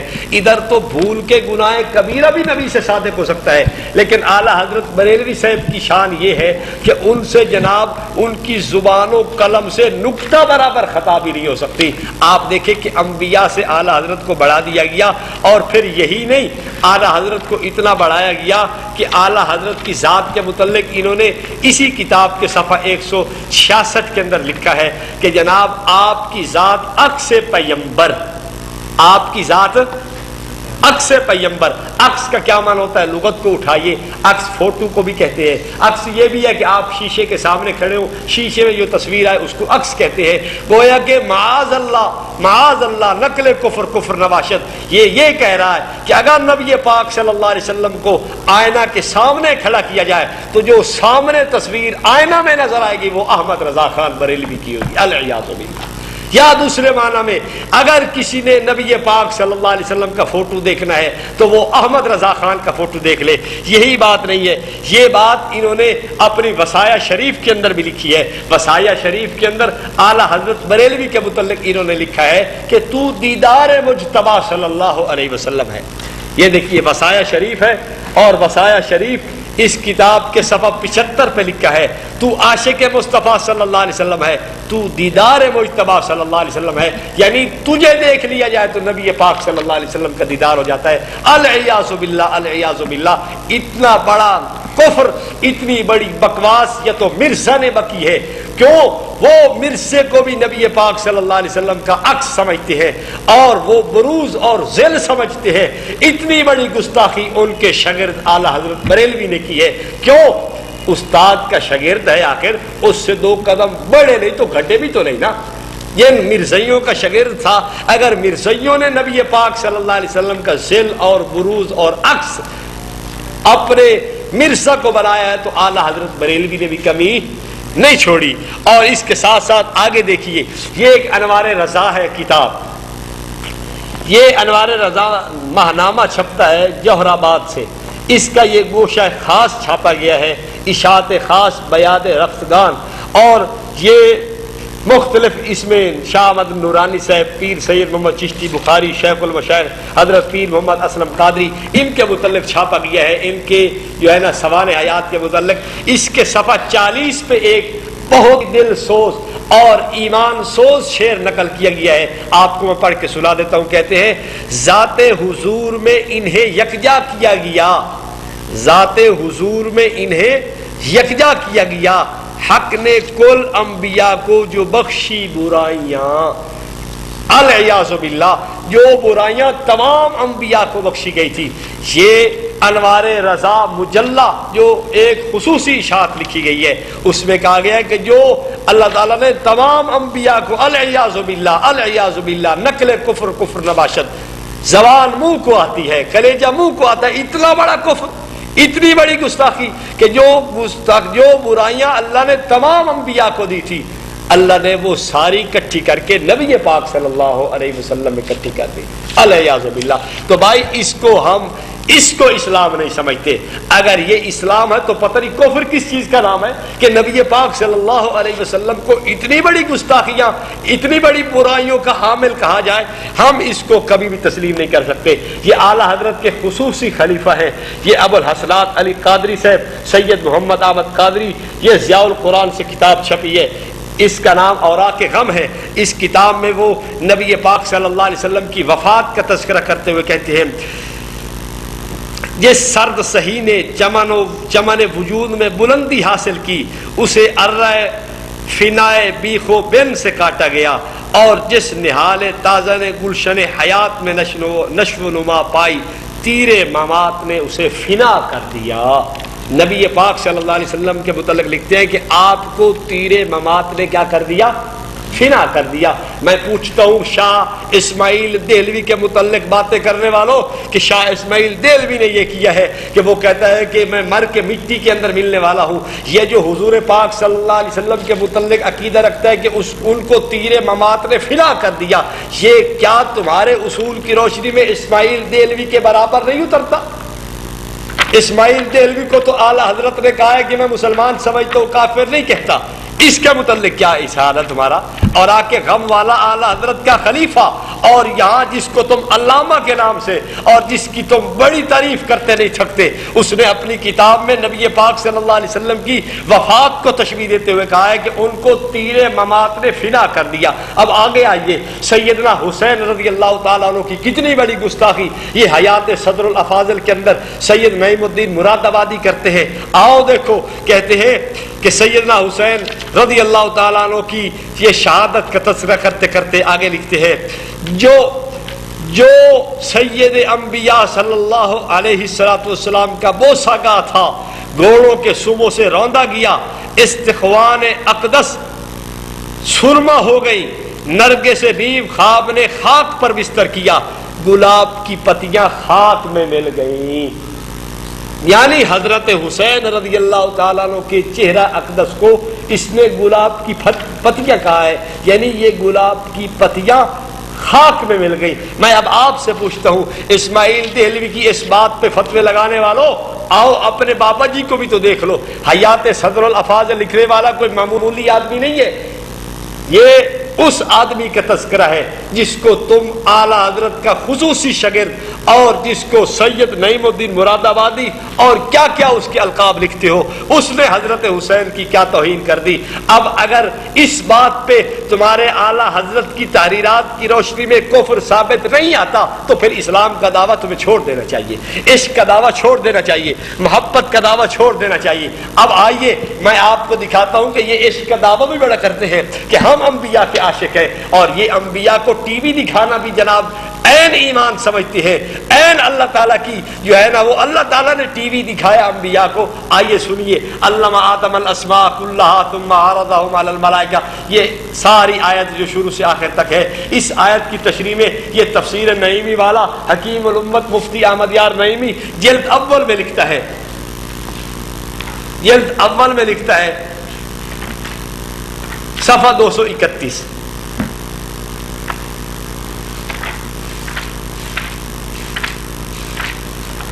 کہتا ہے آؤ سنیے بات، جو چیزیں قیامت تک کبھی بھی پیدا ہونے والی تھیں، مثلا ریلوے، موٹر کار، ٹیلی فون، ریڈیو، ہوائی جہاز، ٹی وی وغیرہ، یہ سب چیزیں ان کو دکھا کر، صرف دکھایا نہیں، بات ذہن میں رکھے، ٹی وی وغیرہ دکھا کر ایک بات، ان کے نام اور بنانے کی ترکیبیں بھی بتا کر، ان کے نام اور بنانے کی ترکیبیں، صرف نام ہی نہیں کہ یہ ٹی وی ہے نہیں، بلکہ بنانے کی ترکیب بھی بتائی کہ یہ کس طرح بنے گا ٹی وی. آگے دیکھیے، اور ان کے سارے حالات بتائے گئے، اور ان کے سارے حالات کہ اس کے اندر اتنے چینل چلتے ہیں، یہی حالات ہوں گے نا. اور کیا ٹی وی کے حالات ہیں، اس کے اتنے چینل ہوتے ہیں، سلطان رائے فلاں چینل پہ ملے گا، انڈیا کی گندی فلمیں فلاں چینل پہ ہوں گی، فلاں جگہ فلاں ہوگا، فلاں جگہ فلاں. حالات تو یہی ہے نا ٹی وی کے. اس ظالم نے حضرت آدم کی کتنی بڑی توہین کر دی، اور اسی نے اس جلد اول کے اندر آگے دیکھیے صفحہ 557 پہ ابا واستکبرا، اس پہ کہتا ہے حرص اور طمع سے بچو، کہ اسی نے آدم علیہ السلام کو جنت سے باہر کیا. یعنی آدم علیہ السلام میں حرص اور طمع تھی. ہم کہتے ہیں کہ سیدنا آدم کا یہ دانا کھانا بھول کے تھا. قرآن خود کہتا ہے فَنَسِيَ آدم وَلَمْ نَجِدْ لَهُ عَزْمًا، آدم تو بھول گئے، ان کا نہ کوئی ارادہ تھا، نہ کوئی عزم تھا، نہ کوئی جزم تھا. لیکن یہ کہتا ہے کہ حرص اور طمع سے بچو، اسی نے آدم علیہ السلام کو جنت سے باہر کر دیا. تو اس نے آدم علیہ السلام کی توہین پہلے کتنی کر دی، ٹی وی تک دکھایا، حالات بتائے، اس کے بنانے کی ترکیبیں ساری سیدنا آدم علیہ السلام کو بتلا دی ہے. اور پھر کہتا ہے حرص و طمع کی وجہ سے آدم علیہ السلام جنت سے نکالے گئے. اچھا، حضرت انبیاء سارے کامیاب ہے یا نہیں، آپ بتائیں. ہمارا ایمان ہے کہ تمام انبیاء کامیاب ہیں. خمینی اگر لکھے کہ انبیاء ناکام گئے، اور حضرت نبی پاک صلی اللہ علیہ وسلم کے متعلق بھی اس نے لکھا کہ ناکام گئے، ہم اس خمینی کے اس فعل کو کفر، اس قول کو کفر سمجھتے ہیں، اس کو ایمان نہیں سمجھتے. آپ اس خمینی کو روتے ہو، میں اس پاکستان کے خمینی کو روتا ہوں. آؤ دیکھو اس مفتی اقتدار احمد نعیمی نے صفحہ 925 پہ لکھا ہے عصا اور غوا کا معنی صرف ایک دفعہ لغزش کھائی اور ایک ہی دفعہ ناکام ہوئے. وَعَصَىٰ آدَمُ رَبَّهُ فَغَوَىٰ میں کہتا ہے عصا اور غوا کا معنی صرف ایک دفعہ لغزش کھائی اور ایک ہی دفعہ ناکام ہوئے. انبیاء علیہ السلام کو یہ ناکام کہنا ان کا شیوا ہے. ان کے ایک مولوی مفتی محمد عمر اشروی صاحب جن کو کہا جاتا ہے، اس نے مقیاس حنفیت کے اندر حضرت سیدنا موسیٰ علیہ السلام کے متعلق لکھا ہے کہ اپنے مقصد سے ناکام رہ گئے. حضرت موسیٰ علیہ السلام کو اس نے ناکام لکھا ہے. اور ان کی کتاب انوار شریعت جلد 2 صفحہ 55 پہ انہوں نے سیدنا عیسیٰ علیہ السلام کو ناکامیاب لکھا ہے. تو ناکام، تو انبیاء علیہ السلام کی توہین کرنا ان کے لیے کوئی بات نہیں ہے. یہ اس کو معمولی سمجھتے ہیں. لوگوں کو یہ ایک دھوکہ دیا ہوا ہے کہ نہیں ہم تو جی ہم تو عاشق ہیں انبیاء کے عشق کے اندر ہم ڈٹے ہوئے ہیں، ہمارے لیے تو گستاخی کرنا کفر ہے. نہیں، آپ آئیے دیکھیے، اس سے سوال کیا گیا یہ انوار شریعت جلد 2 صفحہ نمبر 55 پہ کہ مسیح علیہ السلام کی لوگوں کی ہدایت کے لیے دوبارہ اتریں گے، حضرت محمد صلی اللہ علیہ وسلم نہیں آئیں گے، پس افضل کون؟ جواب دوبارہ وہی بھیجا جاتا ہے جو پہلی دفعہ ناکامیاب رہے. امتحان میں دوبارہ وہی لوگ بلائے جاتے ہیں جو فیل ہوں، جو کیا ہوں. حضرت مسیح علیہ السلام پہلی آمد میں ناکامیاب رہے. یہود کے ڈر کے مارے کام تبلیغ رسالت سر انجام نہ دے سکے، اس لیے ان کا دوبارہ آنا تلافی مافات ہے. سیدنا عیسیٰ علیہ السلام کی یہی گستاخی نہیں بلکہ آپ ان کے دیوان محمدی کو اٹھائیے، اس میں لکھتے ہیں اللہ اکبر کبیرہ، لاکھوں جلائے آپ نے ٹھوکر کے زور سے، اٹھتا نہیں مسیح سے مارا فرید کا. اس کو بابا غلام فرید چاچڑ وانگ والا مار دے، وہ حضرت عیسیٰ سے بھی نہیں اٹھتا.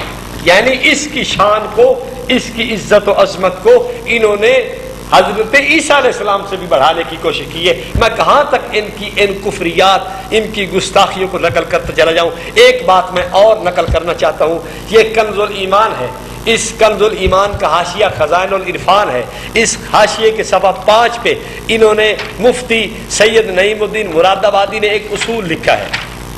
اصول کیا ہے؟ کہتے ہیں قرآن پاک میں جا بجا انبیاء کرام کے بشر کہنے والوں کو کافر فرمایا گیا۔ کہتے ہیں کہ قرآن پاک میں جا بجا انبیاء کے بشر کہنے والوں کو کافر کہا گیا۔ بشر آدمی انسان ایک ہی بات ہے۔ یہ کہتے ہیں قرآن میں بشر کہنے والوں کو کافر کہا گیا، یعنی اصول یہ نکلا کہ جو نبی کو بشر کہے وہ کافر ہے۔ آؤ اس کے اپنے ممدوح اور اس کے اپنے شیخ اور اس کے اپنے مرشد اور اس کے اپنے بزرگ اور اس کے اعلیٰ حضرت کو دیکھ لیتے ہیں۔ اعلیٰ حضرت نے حامیم سجدہ کی قل انما انا بشر کی آیت کو آپ ملاحظہ فرمائیں، کیا ترجمہ کیا ہے؟ کہتا ہے قل انما انا بشر مثلکم، تم فرماؤ آدمی ہونے میں تو میں تم ہی جیسا ہوں، آدمی ہونے میں میں تم ہی جیسا ہوں۔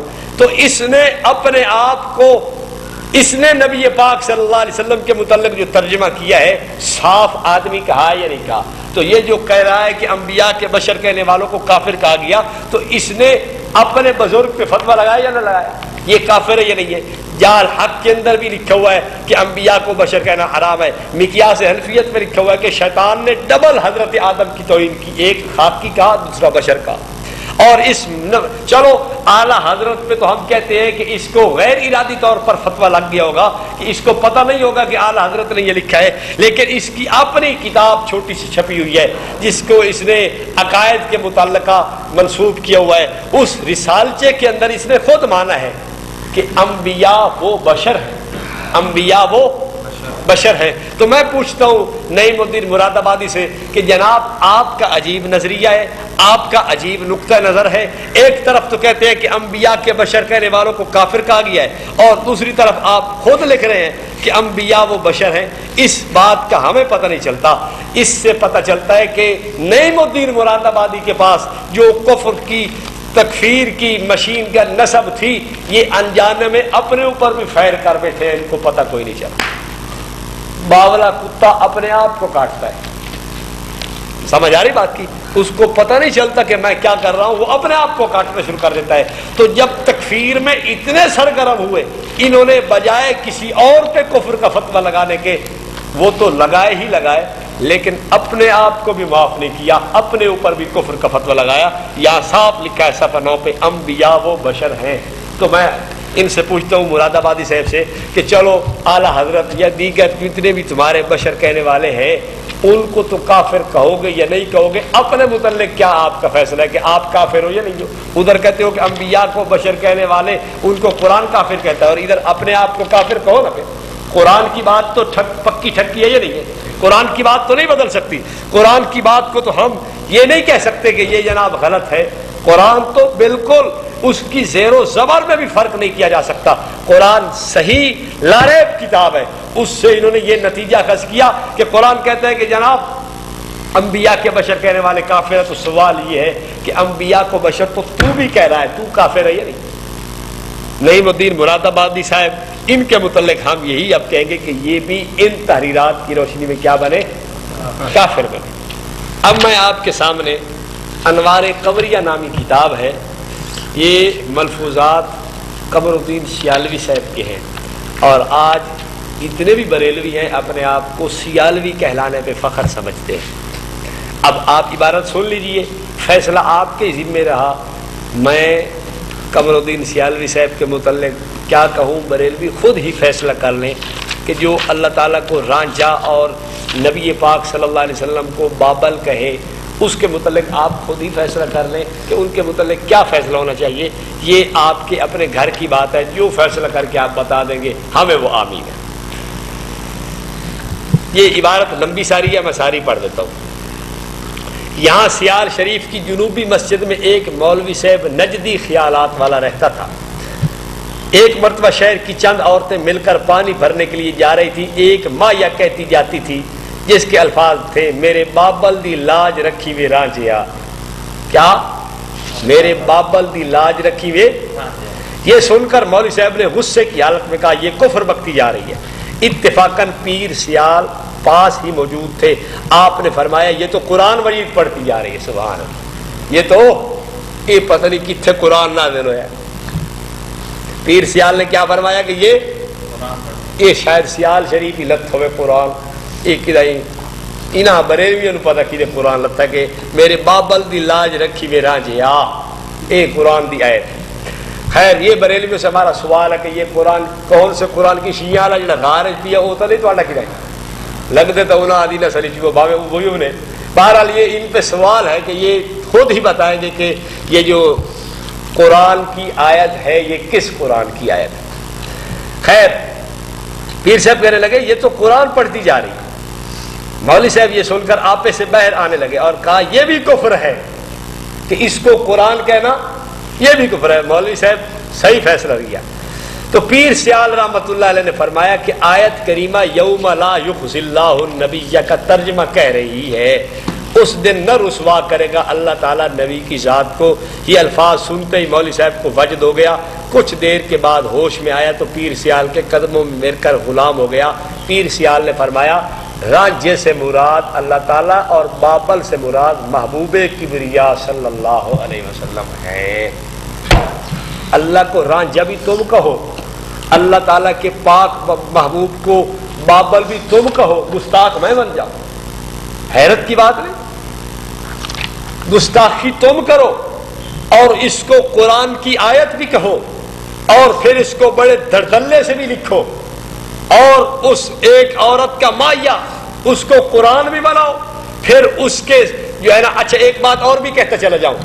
صاف مولوی احمد سعید کاظمی نے الحق المبین میں لکھا ہے اور ان کے تمام مولوی اس بات کو لکھتے چلے آ رہے ہیں کہ شرع کے اندر طویل معتبر نہیں ہے.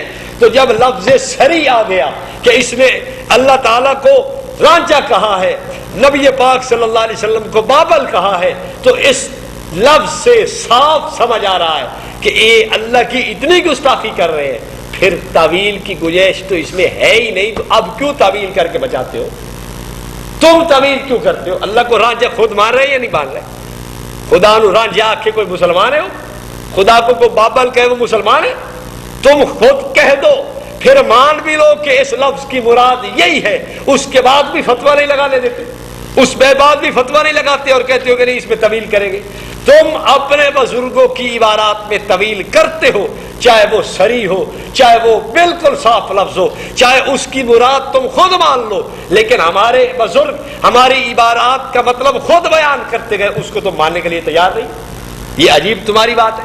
یہ میرے پاس تفسیر نور العرفان ہے, اس ایک تفسیر کے اندر اتنے حوالے ہیں جو میں اب تک بیان کر چکا ہوں, اس سے بھی زائد حوالے آپ کو معلوم ہو جائیں گے. اس تفسیر کا سب یہ چھپی ہوئی ہے نور العرفان نعیمی کتب خانہ گجرات سے. اس کتاب کا 799 نمبر صفحہ اگر آپ کھول لیں, اس کتاب کے اندر عجیب بات آپ کو ملے گی. یہ کہتا ہے کہ حضور صلی اللہ علیہ وسلم نے نبوت سے پہلے بھی بتوں کے نام کا ذبیحہ کھایا. العیاذ باللہ, العیاذ باللہ, العیاذ باللہ. نبی پاک علیہ السلام سے عشق محبت دیکھ لیجیے آپ. کہتا ہے کہ حضور نے نبوت سے پہلے بھی بتوں کے نام کا ذبیحہ کھایا ہے. صفحہ 799 ہے. آگے دیکھیے اس کتاب کے صفحہ 338 پہ لکھا ہوا ہے, ایک عجیب سیدنا ابراہیم علیہ السلام کی توہین کی ہے. آپ حیران رہ جائیں گے کہ حضرت ابراہیم علیہ السلام کو کتے پالنے والا لکھا ہے. آپ دیکھیں اس کو, آپ کے پاس آپ کے ہاں پیچھے بات چل رہی ہے کافی لمبی کہ درود ابراہیمی نمازوں میں لازم فرما دیا وغیرہ. آپ کے ہاں 5000 کتے جانوروں کی حفاظت کے لیے تھے جن کے گلے میں سونے کے طوق تھے. حضرت ابراہیم علیہ السلام نے جانوروں کی حفاظت کے لیے کتنے کتے رکھے ہوئے تھے؟ 5000 کتے. نبی کی اور کتے رکھنے کی کوئی بات موافقت ہو سکتی ہے؟ اس کو ملایا جا سکتا ہے؟ ہو نبی, صرف نبی نہیں جد الانبیاء ہو, صرف جد الانبیاء نہیں ابو الانبیاء ہو, صرف ابو الانبیاء نہیں بہت بڑی عظمت والا نبی ہو اور بہت بڑی عظمت والا رسول ہو, اس کو کہا جائے کہ اس نے کتے رکھے ہوئے تھے 5000 کتا. یہ نبی حضرت ابراہیم علیہ السلام کی گستاخی ہے. اس کو مسلمان کبھی بھی ایمان اور مسلمان کبھی بھی ان کی عزت و عظمت اور منقبت نہیں کہہ سکتے. ہم اس کو بالکل صراحتاً گستاخی سمجھتے ہیں. سیدنا ابراہیم علیہ السلام کی گستاخی ہے. اور اسی کتاب کے صفحہ 778 پہ لکھا ہوا ہے کہ حضرت آدم علیہ السلام کے متعلق عجیب انہوں نے گستاخی والا پہلو لکھا ہے. کہتے ہیں کہ حضرت آدم علیہ السلام پیدائش سے پہلے متقی نہ بنے تھے. پیدائش سے پہلے متقی نہ بنے تھے، یعنی حضرت آدم علیہ السلام پیدائش ہونے کے بعد متقی ہوئے، پہلے متقی نہیں تھے. اور نبی کے لیے تقوی کا بھی انکار کر رہا ہے. تیرا احمد رضا تو اتنا اونچا ہو کہ اس کو تو کہے کہ نقطہ برابر خطا نہیں کر سکتا، اور نبی کو کہے کہ وہ پیدائش سے پہلے متقی نہیں تھا. ایک کمال نہیں اس بھیجے کا. نبی کو کہے کہ پیدائش سے پہلے متقی نہیں تھا، اور اپنے اعلیٰ حضرت کو کہے کہ اس سے نقطہ برابر بھی خطا نہیں ہو سکتی. سیدنا یوسف علیہ السلام کے متعلق آپ سنیے. کہتا ہے یہ ان کا ابا جان نقی علی خان بٹیر بازی کا بڑا شوقین، اور جس کو جناب بہت بڑی مہارت تھی، چکلے بازی کا بڑا محتمم بنا ہوا تھا جناب. وہ اپنی کتاب سرور القلوب کے صفحہ 21 پہ لکھتا ہے جب یوسف علیہ السلام نے زلیخا کی جزا فضا پر نظر کی، یعقوب علیہ السلام کی صورت نظر آئی کہ دانتوں میں انگلی دابے کہتی ہے اے یوسف تیرا نام پیغمبروں میں لکھا ہے اور تو نادانوں کے کام کرتا ہے. حضرت یوسف علیہ السلام کے لیے نادانوں کا لفظ استعمال کیا اس نے. کیا نبوت جو عصمت رکھتی ہے، نبوت جو بہت بڑا مرتبہ رکھتی ہے، کیا نبوت کو ہر ایرا غیرہ آدمی لکھتا چلا جائے کہ تو نادانوں کے کام کرتا ہے؟ نقی علی خان سے پوچھنے والا کوئی نہیں. نقی علی خان کی یہی نقی علی کا خون جو انبیاء کے لیے بہت گستاخ تھا، جب اعلیٰ حضرت کی شکل کے اندر آتا ہے تو اس نے پھر انبیاء کو معاف نہیں کیا، انبیاء پہ اس نے بہت بڑے فتاوی جات لگائے ہیں. اچھا یہ دیکھیے اعلیٰ حضرت اپنی کتاب فتاوی رضویہ، اس کی فہرست جو ہے یہ فتاوی رضویہ کی جلد 15 اس کے صفحہ 260 پہ لکھتا ہے کہ کافر کے متعلق اصول لکھ رہا ہے ایسے شخص کو مولانا، نمبر 2 فخر مسلمانان، نمبر 3 ہادی اور رہبر قوم ماننا، اگر اس کے اقوال پر اطلاع کے بعد ہے خود کفر موجب غضب رب ہے.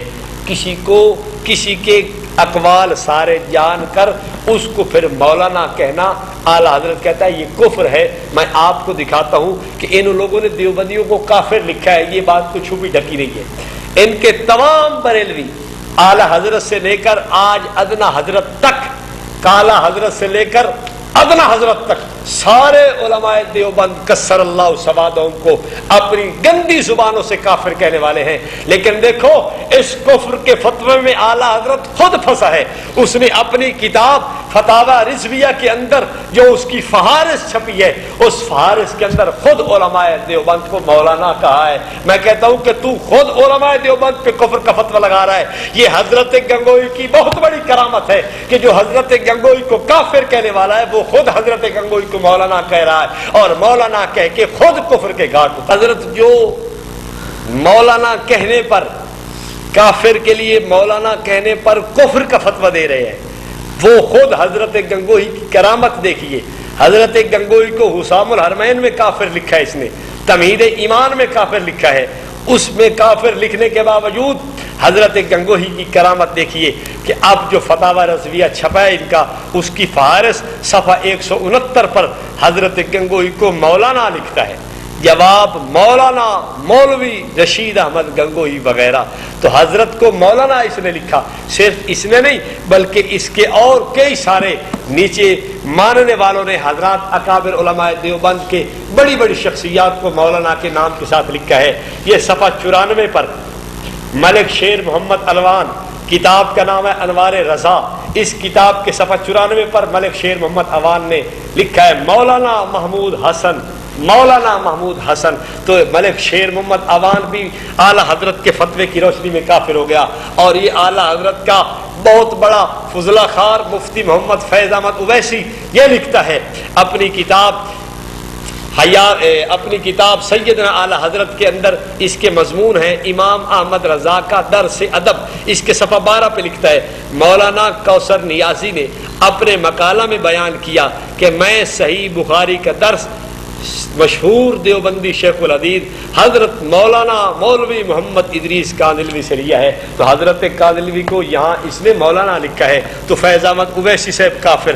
آگے چلیے انوار ساتیہ کے اندر صفحہ 285 232 273 اس میں مفتی عبدالسمیع رامپوری نے یہاں مولانا احمد علی سہارنپوری کو اس نے یہاں لکھا ہے مولانا کے القاب کے ساتھ. اور بھی ان کے کافی سارے حضرات نے مولانا کے القاب لکھے ہیں. اسی انوار رضا کے اندر خواجہ قمر الدین سیالوی کے صاحبزادے خواجہ حمید الدین سیالوی نے حضرت مدنی رحمۃ اللہ علیہ کے متعلق جو القاب لکھے ہیں وہ بھی سنیے. مولانا سید حسین احمد مدنی شیخ الحدیث دارالعلوم دیوبند کی تالیف الشہاب ثاقب کا مطالعہ کیجیے. تو حضرت مدنی کو بھی مولانا کہا تو یہ خواجہ حمید الدین سیالوی بھی کافر بن گیا اعلیٰ حضرت کے فتوے کی روشنی میں. تو اعلیٰ حضرت نے ایک فائر سے کتنے بندے اڑا دیے, خود بھی اڑ گئے.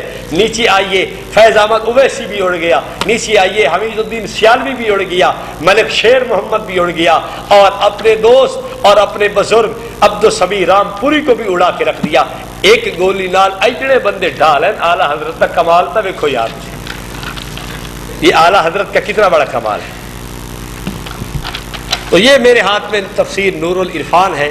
اس کے ایک دو حوالے میں اور آپ کے سامنے لکھوانے کے بعد اس بات کو ختم کرنا چاہتا ہوں کہ نبی پاک صلی اللہ علیہ وسلم یا دیگر انبیاء یا اسلام کی کس قدر انہوں نے جو ہے نا توہین کی ہے کہ رسول محترم صلی اللہ علیہ وسلم اور آپ صلی اللہ علیہ وسلم کے جملہ اخوان جو آپ کے بھائی انبیاء علیہ السلام ہیں ان کی گستاخیاں یہ صاف لکھ رہے ہیں کہ 654 صفحہ پہ اسی نور العرفان کے کہ جو انبیاء کفار کے ہاتھوں شہید ہوئے وہ مجاہد نہ تھے. وہ مجاہد تو نبی بھلا مجاہد نہ ہو یہ کیسے ہو سکتا ہے؟ عام آدمی مجاہد بنا دیے تم نے, عام آدمی مجاہد ہے. تم اپنا مجاہد تحریک آزادی فضل حق خیر آبادی کو امیر المجاہدین کہتے ہو, فضل حق خیر آبادی کو امیر المجاہدین کہتے ہو, اور کہتے ہو کہ جو انبیاء کفار کے ہاتھوں شہید ہوئے وہ مجاہد نہ تھے. انبیاء کو مجاہد نہیں مانتے, اپنے فضل حق خیر آبادی کو امیر المجاہدین مانتے ہو. پھر یہ تمہارے لیے یہ بات بھی عبرت کی جگہ ہے کہ حضرت ننوتوی رحمۃ اللہ علیہ پر اعتراض کرنے والے کہ بظاہر عمل میں امتی نبی سے بڑھ سکتا ہے, اس کا جواب تو تمہارے اپنے بزرگوں نے دے دیا کہ ادھر امیر المجاہدین لکھتے ہو فضل خیر آبادی کو, اور ادھر انبیاء کے متعلق لکھا ہے کہ ہم ان کو جو انبیاء جو ہے کفار کے ہاتھوں شہید ہوئے ہم ان کو مجاہد نہیں مانتے. انبیاء علیہ السلام کی کتنی بڑی توہین ہے. مسلمان اس کو گوارا ہی نہیں کر سکتے کہ اس بات کو بندہ بیان کرے اور سوچے کہ یار یہ بھی ہو سکتا ہے کہ حضرات انبیاء علیہ السلام کے مجاہد ہونے کی بھی نفی کر دی جائے. الیاذ باللہ. بھائی یہ ہمارا ایمان تو اس بات کا تقاضا نہیں کرتا کہ ہم اس بات کو ایمان سمجھے اور اس بات کو صحیح سمجھے کہ انبیاء تو مجاہد نہ ہو اور لٹر پٹر ان کے مولوی اور بات ان کے جناب جی وہ سارے کے سارے مجاہد ہو جائیں. یہ میرے ہاتھ میں مقام رسول ہے, اور اس مقام رسول کے صفحہ نمبر 24 پہ لکھا ہوا ہے. کیا لکھتے ہیں کہ ایک بزرگ عالم دین عاشق رسول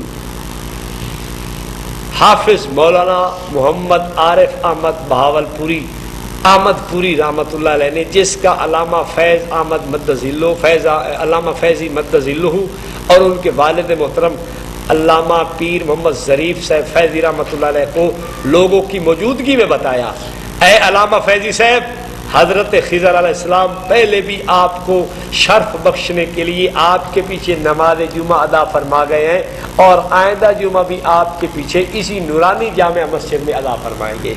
ان کو بڑا شوق ہے انبیاء کی امامت کرانے کا. اس فیضی صاحب نے حضرت خضر علیہ السلام کی امامت کی, اور اعلیٰ حضرت بریلوی نے ملفوظات میں نبی پاک صلی اللہ علیہ وسلم کی امامت کا ذکر کیا ہے. برکات احمد کے جنازے کے متعلق کہتا ہے کہ برکات احمد کا جنازہ کسی نے خواب میں دیکھا کہ حضور صلی اللہ علیہ وسلم تشریف لے کے جا رہے ہیں. پوچھا کہاں؟